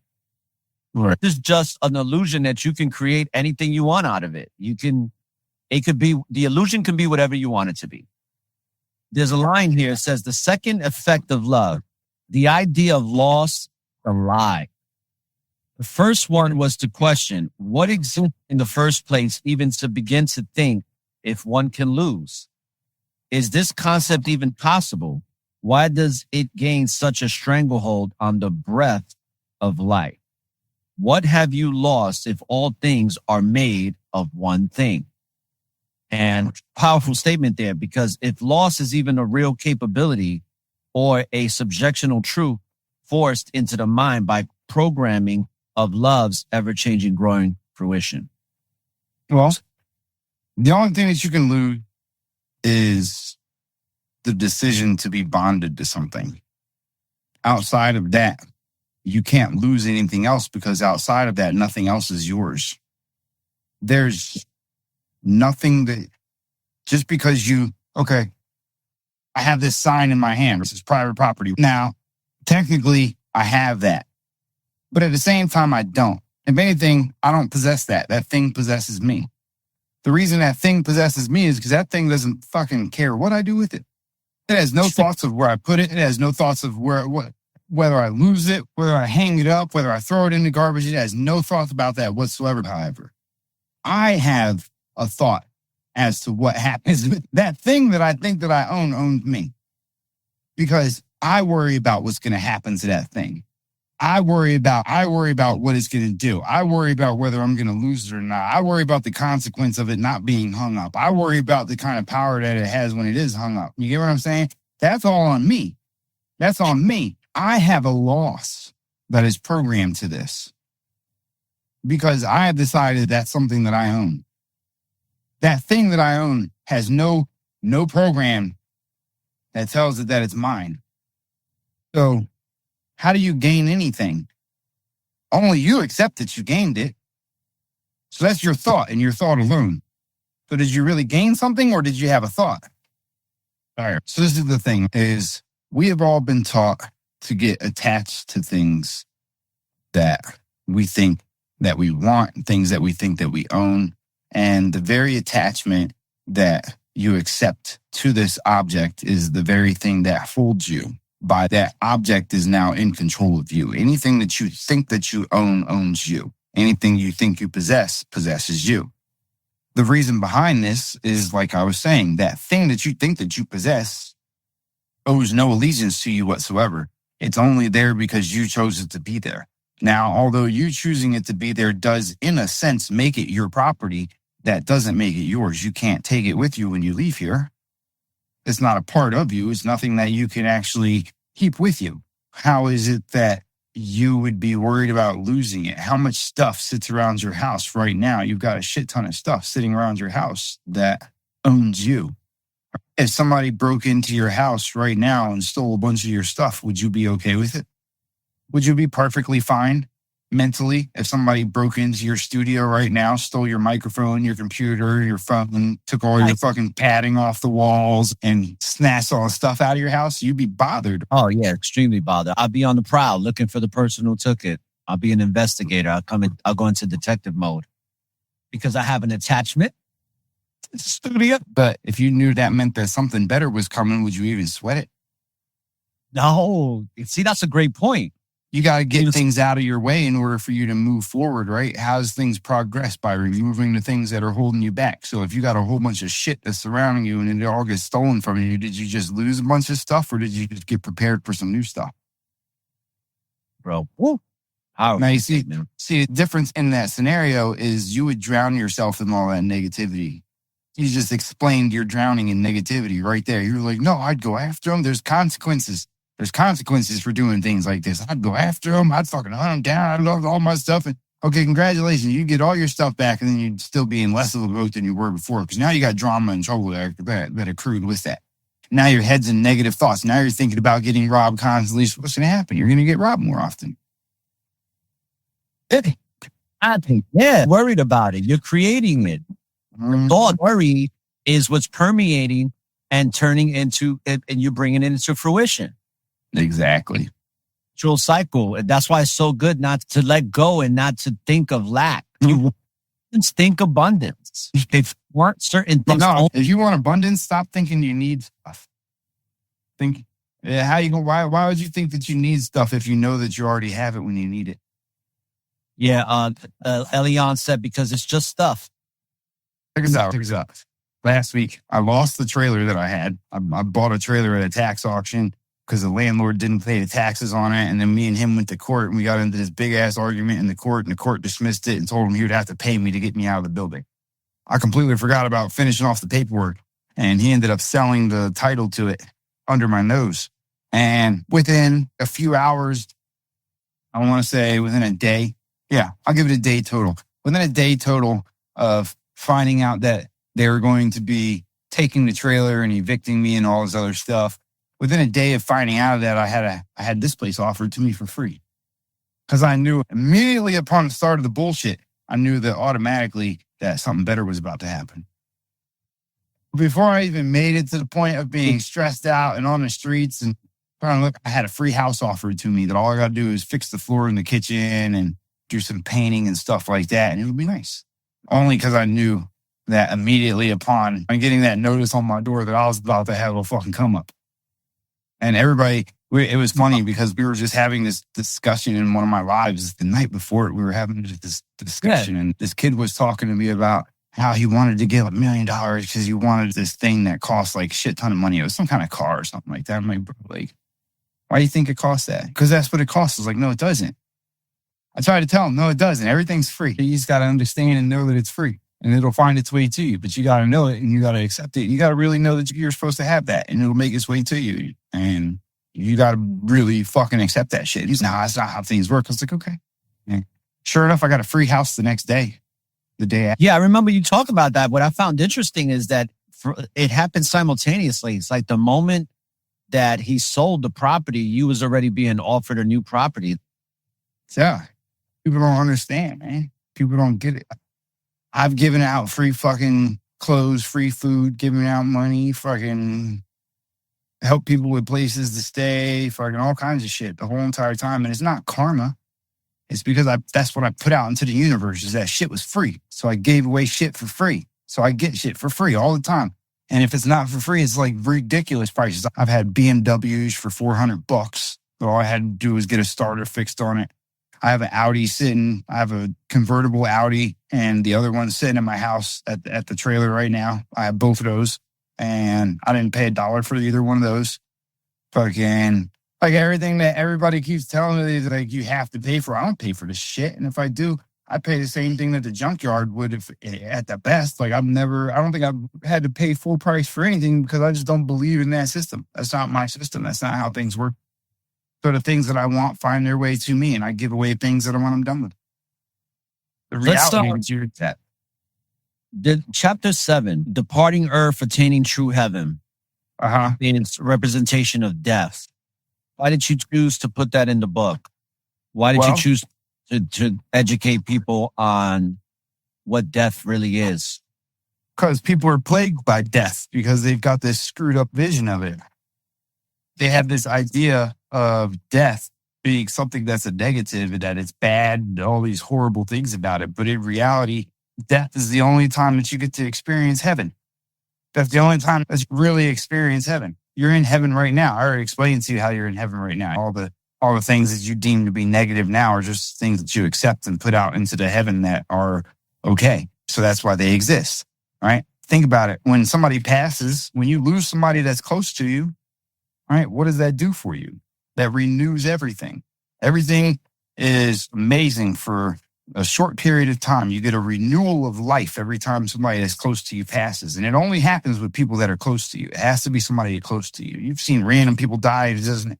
You might have a for them or something like that. But It takes somebody that's truly close to you for you to experience heaven. And what do we mean by this? In their passing, all of a sudden, everything becomes that much more precious to you again. Then all of a sudden, you appreciate the fact that you got your family with you. Then all of a sudden, you appreciate the fact that you got that job that you didn't like the day before. Then all of a sudden, you appreciate the fact that you got that food that you didn't think that you could stand. Then all of a sudden, you understand, upon losing somebody, when somebody passes, the first thing that you get is an experience of heaven. That's what makes you cry in the first place, is because you're going through a moment of bliss. It's by them passing that reminds you how precious and how special every moment really is. So you get to experience heaven for a moment every time that somebody that's close to you passes. That's why you cry. You don't cry because you miss them. You cry because in that moment, the first thing that happens is you get a euphoric blast of all the memories that you have with them. So that overwhelms you with emotions. That's why you cry uncontrollably at funerals. Is because you're constantly reliving blissful moments over and over again, but they're coming so fast you can't even see them. You just feel them. You'll catch a little flash here and there. So when somebody dies, it's not a negative thing. They're giving you the gift of life. Absolutely. So there's nothing really being lost. A loss. In fact, it's a beautiful gain that you can only get from somebody that actually really holds a value to you. Right. I felt that. My nephew took his own life back in 19, and that really affected me. I was very close to my nephew. And when I gave his eulogy at the funeral, it was like, I let everybody know I gained so much from his existence within my life that I didn't really lose him. I may have lost the idea that he is not present in my physical reality where I can actually see and touch his body. Right? He's not like in his body no more where I'm experiencing him. But at the same time, I did nothing but gain so much from the experiences I had for him that those experiences are forever now to that. And I had to learn that during the eulogy that I really didn't lose anything. I just had everything to gain from that experience. And I wanted everybody to celebrate and clap for him. They started clapping for me. I said, don't clap for me, clap for him, because the reason why we're here is because of him. Everybody that we had a connection to him because he had an effect on their life. So they all gained something from him. See what I mean? Everybody's got this horrible picture of death. And you've got this horrible thing that leaves them with all these haunting memories, but it's the most beautiful thing. None of this would be precious if we didn't have death there. That's the thing that makes it all special in the first place. So if that's what makes it special in the first place, then why is everybody so upset about it who fucked that up for everybody? There's something distorted there in the way we are programmed collectively to look at death, the whole perception of death. It's a manipulation in the way it's projected on for us to perceive. I heard you say one time, and I see this picture, you have a woman crying for this chapter 7, for departing earth, attaining true heaven. You made a statement when you were giving the breakdown about the Bible and how these scriptures are really pertaining to the body. And you made a comment about, and I looked into it and I was like, wow, there's so much truth in that. That when we cry, that's the rain that falls down from the heavens and that you are the heaven. Yeah, that's your baptism. Right, your baptism. Can you elaborate more on that? So we were talking about, you were saying the baptism is the tears that fall from the eyes. Right. So look, they tell you that a baptism absolves you of all of your sins. Right now, if you know what your sins are, you know that your sins directly correlate to your endocrine system. Your endocrine system is your hormone system. And all of your sins, whether there's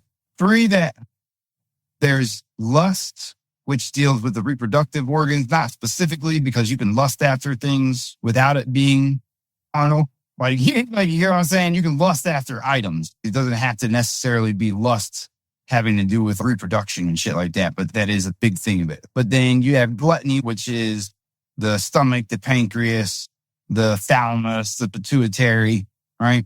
And then you have the throat, which is the thyroid. And then you have the heart, which is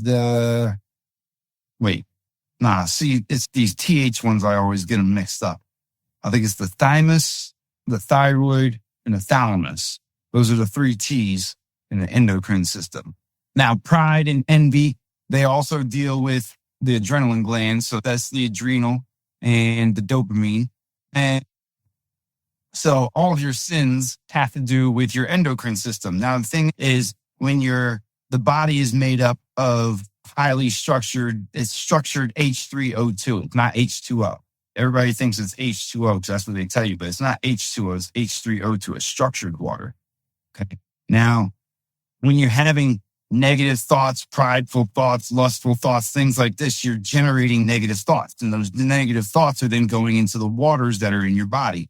Now, when they go into the waters in your body and you have an abundance of negative thoughts, what happens is you're killing the water. You're essentially creating H2O. And so the head fills up with the H2O. Now, this is the head.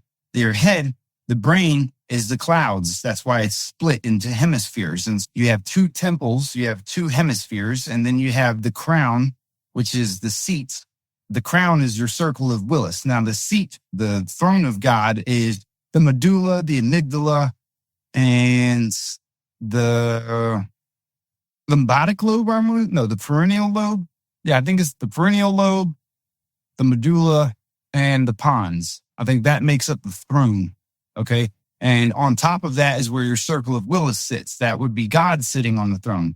That sits in between the 2 temples with the 7 seals, which would be either the 7 vertebrae or the eyes, the ears, the nose, and the mouth. That's 2 ears, 2 eyes, 2 nostrils, 1 mouth. That's your 7. So either way, those are both your 7 seals to the heaven.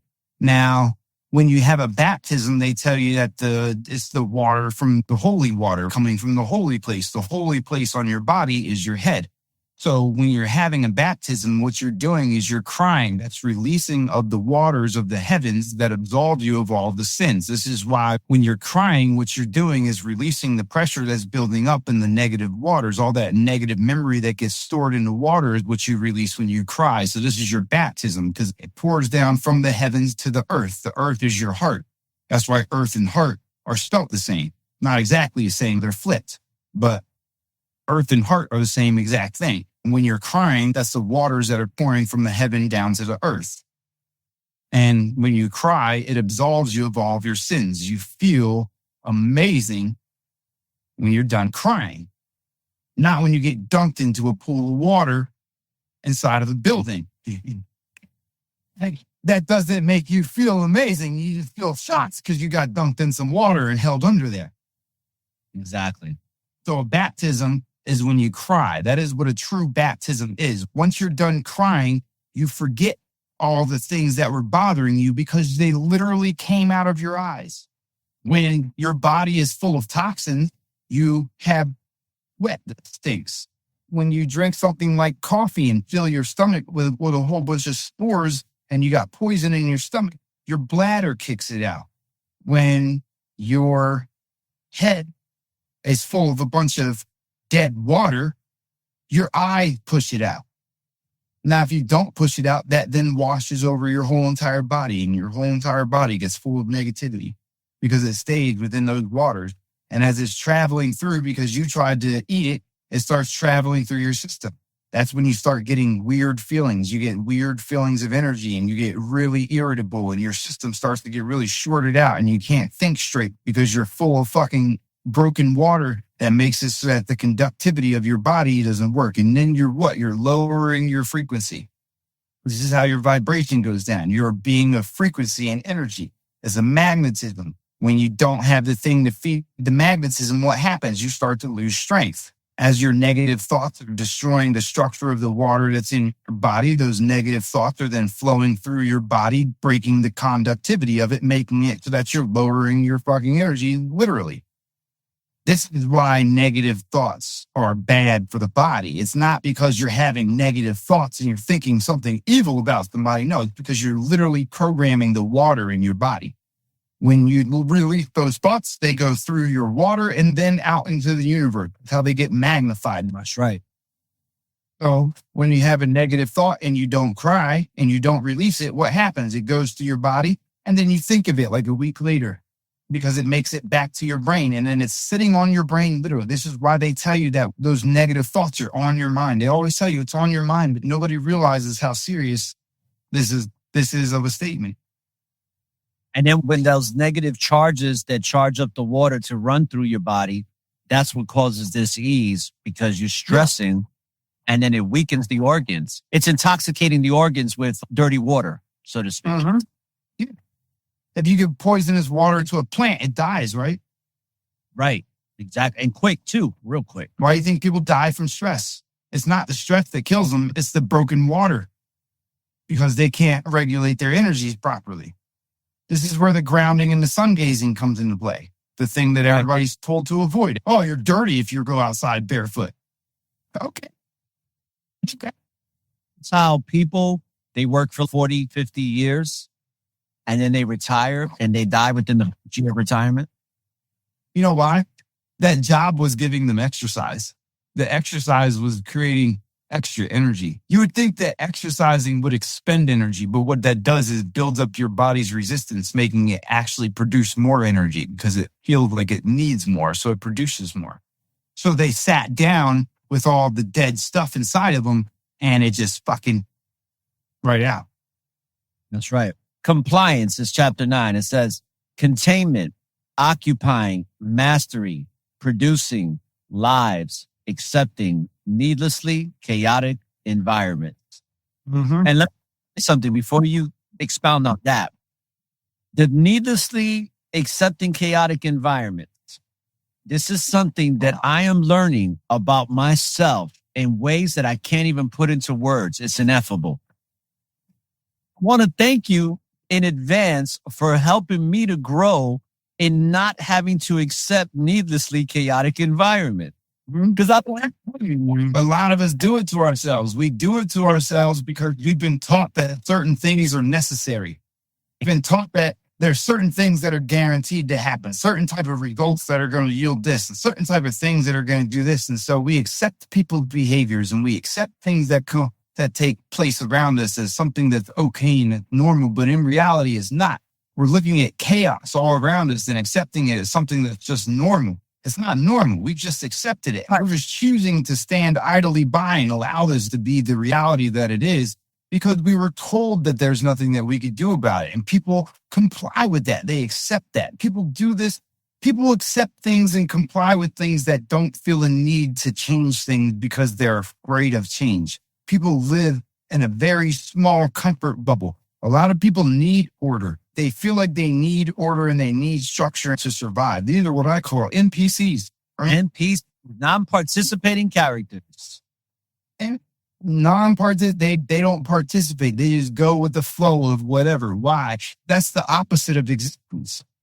You're not here to go with the flow. If you were here to go with the flow, you wouldn't be necessary. You're here to look from the outside. You're here to step outside of what is going on. You're not here to comply with everything that they're telling you. If everything that they were saying was working, you wouldn't be seeing all this chaos around you. But you're accepting that and you're embracing that as the reality, which is creating it in the moment that you're accepting it and letting that be. Like, okay, right? That dude that got the trailer, that bought it, right? Me and him had a long talk. Because I allowed him to take it instead of fighting him and stuff. I could have made him pay me shit tons of money to get me out of there. I could have beat him in court. I could have fought to keep that building, but I already knew that something better was coming anyway, so I wasn't worried about it. But he had a moral dilemma with what he was doing, and he should, because if it had been anybody else in my situation, things could have went a lot worse, right? Because at that point, essentially, that's stealing somebody's place and somebody's sanity and somebody's investment and somebody's this. And I had to explain to him, this is that whole thing that I was talking to you about earlier about sometimes you got to punch somebody in the mouth. This was somebody that needed a verbal punching. Why? Because he was doing something that he knew was morally incorrect. But because he accepted it for being just business, he was using that as his moral standpoint of justification of the thing that he was feeling morally incorrect about, which was stealing a place from somebody that he knew that he was stealing it from once I explained to him the depth of the entirety of the situation. And so he chose to continue forward with that action, even knowing that it was morally wrong and that he was wrong for what he was doing and that there's a billion other ways he could have went about it. His choice to accept the chaos that he was creating. I was like, man, you got to think about this. I'm not the one having an issue with this. I'm good. I already moved before you even had me evicted. I was already gone and out of there. My situation is fine. But for you, on the other hand, what happens with the next person that you go to buy a property from? Okay. All right. First off, we have to realize that hate doesn't exist. Hate is something that you've been taught. It does not exist. There is no such thing as hate. That is a fallacy. That is something that has been taught. That is a gift from the learned ones. You can thank them for that idea. You've never hated anything in your life. The only things that you think that you hate are the things that you love so much in one specific way that you can't accept them outside of the way that you view them. So there's literally nothing that you hate, right? There's nothing that you've ever hated. Like, you just don't accept something for being the way that it is. It's not hate. That is your inability to conform to something being less than how you view it to be. That's not hate. Right. Okay? That just means you love something a little excessively. And you see it outside of that view. So hate is non-existent. That's something that has to be unlearned. That's why it's in there in the mix with love in the first place, is because you're told that that's the opposite of love, and that's a complete fallacy. There is no opposite to love. Just like or supposedly hating on you, they're not really hating you. They're just unrealized potential. Whatever potential they see in you, they can't see it within themselves. Mm-hmm. Exactly. But it's a word, I'll be honest with you, it's a word that I use a lot. So I got to get that out of my program. Yeah. We've been programmed to live in these different realities. We've been programmed to accept these things. That goes with the compliance. Hate. It's straight chaos to think that you hate something. You have to convince yourself that you don't love something. They give you hints about it. They tell you, there's a thin line between love and hate. No, that's because there is no hate. That's just too much love and your incapability to see outside of that. All right, that's all that hate is. So it's not even a real thing. Now, as far as joy goes, actually, no, we'll start with vulnerability. We'll start with what people think is a negative. Here's the thing. There's nothing that you love that doesn't bring you vulnerability. There's nothing, let me repeat this, there is nothing that you tell me that you love that does not make you vulnerable. But for some reason, we've been taught that vulnerability is a weakness. We've been taught that vulnerability is a negative. We've been taught that vulnerability is something that is a bad characteristic or something. No, if it doesn't make you vulnerable. Just by loving something, you're giving a portion of you over to it. That leaves you open. That leaves you open for interpretation. That leaves you open for hurt. That leaves you open for loss. That leaves you open to be angry. That leaves you open for stress. That leaves you open for everything that comes with that thing that you love. Leaves you vulnerable immediately. It's something that you experience immediately upon anything that you enjoy. You're automatically vulnerable the moment that you enjoy it. There's nothing that you can do to escape that. And so for it to be put on the side that people deem negative is a fallacy. How is that a negative if you're guaranteed it? You cannot escape it. It's guaranteed. It's part of everything that you're involved in. How can being vulnerable be a negative if joy is a positive? Joy is no more guaranteed than vulnerability is, because that very thing that's giving you that feeling of joy is making you vulnerable in that moment. The thing that you love brings you joy automatically. That's one of the things that you love about it, is the joy and that euphoric state that it's able to bring out of you. That joy then leads you to feeling successful. You now feel like you've gained something. That's a success. That's moving forward in a direction. That's what a gain is. A gain is just moving forward. And so you're feeling success just by the fact that you have the joy that comes from loving something. Success is a guarantee of love. Joy is a guarantee of love. Just as much as vulnerability is a guarantee of love. Just as much as anger and just as much as loss are guaranteed with love. Anything that you love will bring anger out of you at some point. You'll get frustrated, whether it's just because you can't find it. You'll get frustrated because you think of it in that moment and don't have it. You'll get frustrated about it because you want to know more about it and you can't figure it out. You'll get Love guarantees anger. Love guarantees loss. You only find it so precious because you know what it would be without it, or you can't imagine yourself without it. Loss is guaranteed with love. It's something that comes with it. Outside of the loss, you have what? A certain darkness that comes with love. Why does darkness come with love? Because anything that you love automatically makes you worry about everything that's possible that could possibly happen to it. You want to protect it. You want to guard it. You want to keep it safe because you love it. That's a guarantee. All these different things that people say aren't love are just expressions of love. These are different forms of it. Love has a vast majority of ways that it can be expressed. Love is expressed through action.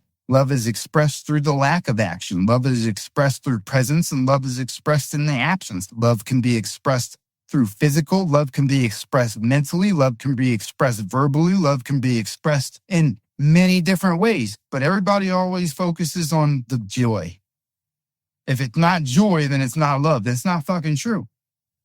That's fact. Love guarantees everything. You don't love something if it can't make you experience everything. It wouldn't be worth loving in the first place because you're not getting the fullness out of your experience. What would be the point of being involved in something that didn't take you through everything? The difference is the ones that are able to bring you out of the anger, bring you out of the joy, bring you out of the vulnerability, bring you out of the stress, bring you out of the loss, bring you out. These are the people that we stay with longer. When we're immature in our relationships, it's the people that bring us out of these positions that we stay with longer. Once you mature in your relationship, it's you that brings your partner out of those positions, and you that won't be able to get stuck in these things, right? That's the difference. That's the maturity level. When we haven't fully grown to know and accept that all of these things come with this thing that's called love, which is just a binding. All that love is your binding. That's all it is. You're binding to something in a physical world. That's where love comes from. It's your decided bond. And in you deciding that bond exists, there's all of these things that are going to come with it. And a lot of times people think that the things that are on the left side of that wheel don't belong with love, but they're guaranteed. You can't have love without those being involved. The difference is when we rely on our partner to bring us out of those versus when we bring ourselves out of those. That's the difference. That's the hard part that it takes getting to, is the point to where when your partner starts yelling at you because they're feeling insecure, you realize, oh, they're just telling me that they love me and they don't want to fucking lose me. So let me reinforce that. Versus them yelling at you about it, and then you turn around and yelling at them for them yelling at you about it instead of, you get me? That's when it goes from the loss into the anger. And that's a very hard discipline to maintain, what you just said there. Let me tell you. Look, my ex used to argue with me about this. He would be like, you tell these people you got them thinking that you're so perfect. I'd be like, no, they don't think I'm perfect. No, they know. I'm sharing this with you because I'm working on it every day myself. Like, I don't want people thinking that I'm some perfect and I've got this master. This isn't something that you master. This is something that you get tested on every day. That's right. Yep. That's the trick of it, is it's a consistency, is training yourself. See, it took me like 10 years of understanding that every time that I went through something hard, that something better was right around the corner, to get it to the point to where something better was around the corner before the something that I thought was hard even dealt blow to me.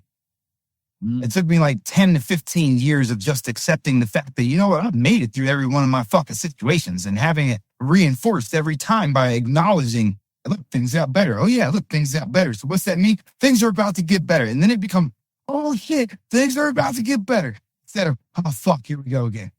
You see, people get stuck in that, oh fuck, here we go. They get stuck in that immediately. Why? Because we get that negative fucking view.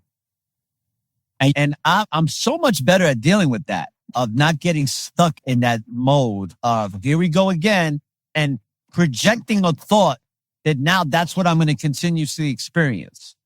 Because if I do, it's exactly what I'm going to get. So I know that I create my reality. So I have to deal with certain things. I have to change things up and not accept these certain things that happen in a certain way and say, this is the only the way that's going to happen. No, it's not, because I can create something new in the blink of an eye that can completely destroy that what I thought was going to happen in the future, for it to not happen anymore.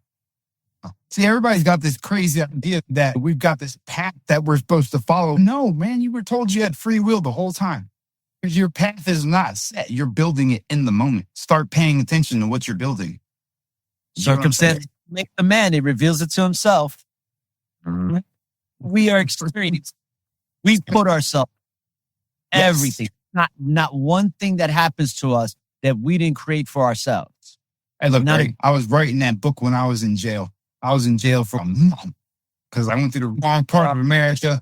I ran the wrong kind of people, and I went through a whole bunch of crazy shit. Ended up going to jail over it. And what state was that in, by the way? Arkansas. Yeah. Ooh. Yeah, the home base of the KKK. So that's about all the information I have to give you on that situation. So yeah, it was 100% like you would think it would be in the movies. Like, it was all the way like that. And I wrote this while I was in it. And what I was doing while I was writing it was I was having the people that were in jail reading it. And it was very interesting. This is why I was so excited to get it out to the public, and why I was so shocked that it didn't just fucking blow off the way that I originally thought it was. Because I took a group full of men that were basically at the end of their wits, on the verge of crying, losing their shit, snapping, feeling like at the bottom of the parts of their lives, and let them read my book as I was writing it, and made them accept the fact that they put themselves there, and made them come to terms with everything that they did, to the point to where it was just a straight party for the last 2 weeks that I was in there. Like, we were all just, it took all the stress out of it. It took everybody's anguish and frustration like right out the window. It was so awesome. It was awesome to see how it worked. And I was like, oh, wow, that's what made me so excited about it. That's why I was like, oh shit, I think I got it, yo. Because like, I got them to accept the fact, like, you know, going over the maxims and stuff. I was like, look, I want you to realize that, like, you knew that you were going to be here by the action that you took to put you in here. So really what you want to figure out is why you wanted to be here away from everything else, instead of just focusing on the fact that you're here now, because you put yourself here. So you put yourself here because you needed like a vacation from something. So you need to figure out what that is, because you took those steps, because you had it in your mind. Just every relationship that ends, it's the same thing. Every relationship that you've ever ended never failed. You never failed in any relationship. You never got dumped in any relationship. Because every relationship that you've ever been in your life, after you went through all the offerings of the maxims, right? After you went through all the offerings of the maxims and you completed the experience, you started doing an action that in your mind told you, hey, look, if you keep doing this, this is probably going to end this relationship. You know that. And you were like, yeah, but I'm going to fucking do it. And you did it. And you kept on doing it until that relationship came to an end. And that person might have went ape shit on you. They might have fucking flipped out on you and cursed you out, and they might have dumped you, and they might have left you, and you might have felt like shit and been up over that relationship for like months. It might have took you a year or two to recover from that shit. That's only because you didn't accept the fact that you ended it. There's not a relationship. There is not one single relationship that you can tell me that didn't end by an action that you thought prior that was going to end it. You've chosen to end every relationship. See, because once you complete the maxims, there's nothing for you to get out of that experience. So your body's going to put you out of that experience. You're done. That's right. You're done. There's nothing. You have to move on to the next one. But you're here to experience. You're not here to fucking experience and then do nothing. You're here to keep experiencing. You're in heaven. This shit is jam-packed. And everything all the time. You're not sitting here stagnant. No, you're getting everything. It's just, welcome to heaven. Now that it's heaven, start fucking treating it like it. Start respecting it. Start enjoying it. And start fucking acting on the things that you feel are incorrect. Because it's not going to change until you do. Everything's waiting on you. It's not waiting on me. It's waiting on you. I'm doing my part. I've done my part. I've done my part over and over again. I keep putting out more and more information. I keep speaking to more and more people. What you don't realize, this is my 9th profile. 9th. Wow. 9th. My 10th one is sitting there with about 12,000 people on it. My 11th one is sitting there with about 2,000 people on it. My first profile had 140,000 people on it before it went down. Been doing this. I've been talking to people. I'm doing what I'm supposed to be doing. I'm making my change in the consciousness. I've been doing it for 4 or 5 years now on TikTok. I've just been talking to people. And it was going on way before TikTok, but TikTok just made it even better. Like, it's way better. Oh, I feel it too. Like, I could just really talk to people. I have like full-on conversations and stuff. And that helped me a lot. That helped me grow a lot. That helped me figure out a lot of things a lot quicker too. Hey, by the way, a couple of people said that book, Knowledge is Power. If you want to buy the book, just go to the Book of Johnson on TikTok and go to his bio, and you can get his book called The Kingdome on Amazon. But go to his bio and order it from there. It'll take you to the link and all that stuff. All right. If you want the digital copy, I also have a second book. It's not like the first book. The first book basically is literally nothing but reshaping the subconscious. And then it teaches you some astrology, the real astrology, not the bullshit that everybody's fucking going by now. But the second book is an online curriculum that I'm putting together. It's already done. It's going to continue growing. But I have an e-folder that I give out. It's 50 now. It's got both books in it. It was going to be 25 per book. But it also has occult teachings that deal with Hermeticism from different cultures. Then it also teaches you how to read and write the Mayan hieroglyphs. It also has all the Mayan codexes, which are the origin of the religious texts. So if you study the hieroglyphs, you'll be able to read the original, what was the text before they became religious texts. And then all of that plays into this because inside of those is keys and codes to the human body about things that people don't even realize. And there's a lot of secret information it's not even hidden in them. It's just that we don't get it publicly or we're not given basic understanding of it when it's really a simple system once you actually get into it. So if you're interested in participating in that, how we've done it is there's one folder that has all the pictures for what would be considered the course. And what you do is you print those out and you make you a binder and put some lined paper in between each one of the pictures. And each week on TikTok, every Sunday, I have a class and we go over one of the pages for the people that are subscribed to my TikTok. It's a live private class. And then that's going to be recorded and put on YouTube for the people that just bought the folder so that they're able to make their own notes because words are spells. And even though the first book is pretty much nothing but words, right? The second book is going to be a book that is nothing but pictures, and then you will write your own spells to that. So I'm going to explain to you what it is, and then you're going to put it in your own words, because by putting it in your own words and writing it down yourself, you're now putting your own intention and your own thought into it as you're doing it, which is making it stick, and it's rewriting the programming as you're doing it. So it's not just a learning workshop, it's also a reprogramming workshop. So for people that are interested in that, all you got to do is Cash App or Venmo the Book of Johnson. It's all one word, just the Book of Johnson. All right, you Cash App or Venmo the Book of Johnson with a $50 donation, and you'll get access to the folder with both the books in it. And if you just want the first book, which is the Kingdome, and access to the folder, that's $25. But it's just $25 extra for the curriculum. Truly a beautiful experience that we have been given. Try not to get lost listening to these people telling you what you have to do in order to accomplish certain things. Find a way to make it work for yourself. I can give you guidelines and things like that, but if you notice, the guidelines that I give you are just stepping stones. It's not a direct do this, except for on certain things because of how the brain is actually functioning, right?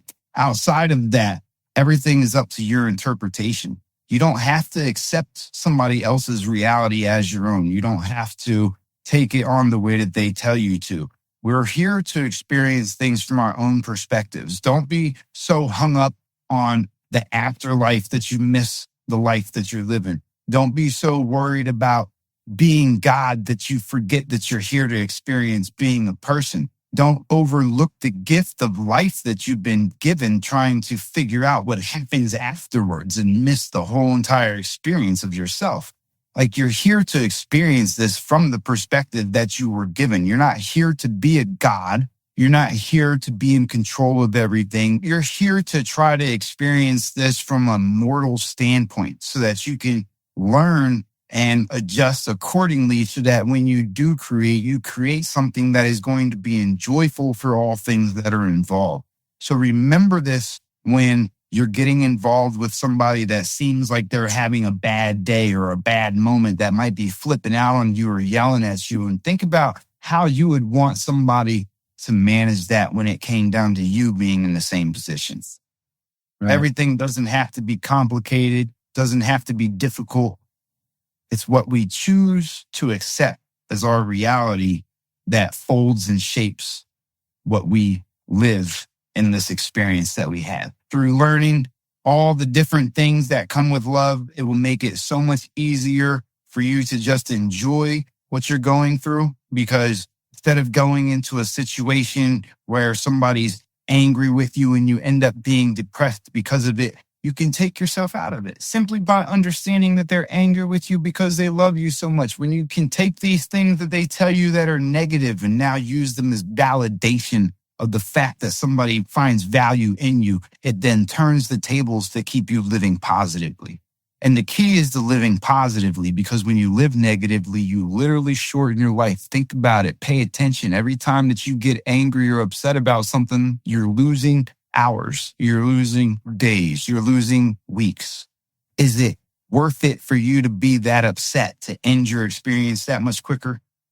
Is that person worth it? Is that thing worth it? Or is that just another thing that you forgot? Like all the other bullshit that you thought was a problem when you thought it was a problem. That's right. Wow, man. Thank you so much for taking the time out. Thank you for having me, man. It's my first time being a guest on something. It is. This isn't that we need to do it often, because you got a lot to share, and it's all about unity consciousness, collaboration, and a great job of unity consciousness collaboration today in bringing some insight into what we're experiencing and how we're dealing with this experience, and understanding, most importantly, that it's just an experience that's meant to be, and that's it. Nothing more, nothing less. So let's make the most out of it, and let's take it, right? Because we only get it one time until we do it again. But if we're doing, let's do it. Let's get the most out of it, because there is no such thing as time. If you'd have a hard time making the right decision, I want you to think about this. Every decision you make right now is that voice that you hear in your head, that you've been hearing in your head your whole life.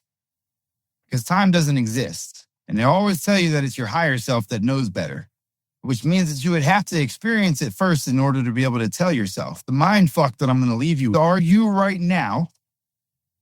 Or are you just experiencing this so that you're prepared to be the voice in your head that you've been ignoring? That is a mind fuck. But it's a go. Brother, man, thank you again. And I can't wait to expound on these discussions. And when we have these types of discussions, for me, and maybe some of the people on the live may feel this, or the people that are going to be listening to the show, I feel like when I have these conversations with people like yourself, there are receptors in the brain that were laying dormant that now have reconnected and rewired and now are activated again. When people say that when they listen to my lives or my shows, that's exactly what they go through. And I feel that kindred spirit with you, where I listen to you and I'm like, damn, he's helping me to reactivate the receptors in the brain that have been laying dormant, the DNA that's been laying dormant there, but now it's being reactivated. You know, what you do and what others do is we're helping each other bring ourselves back to the 12-strand helix. And it's the strand nonsense that we've been operating. So appreciate you so much, man. No, thank you for having me on. I love it. And I appreciate it. To your audience for hanging out. Yes, thank you. So this is Booker Johnson, people. Get his book, The Kingdome, all right? Definitely check him out. All right, brother. Peace, love, and life. All right, that was Booker Johnson, people.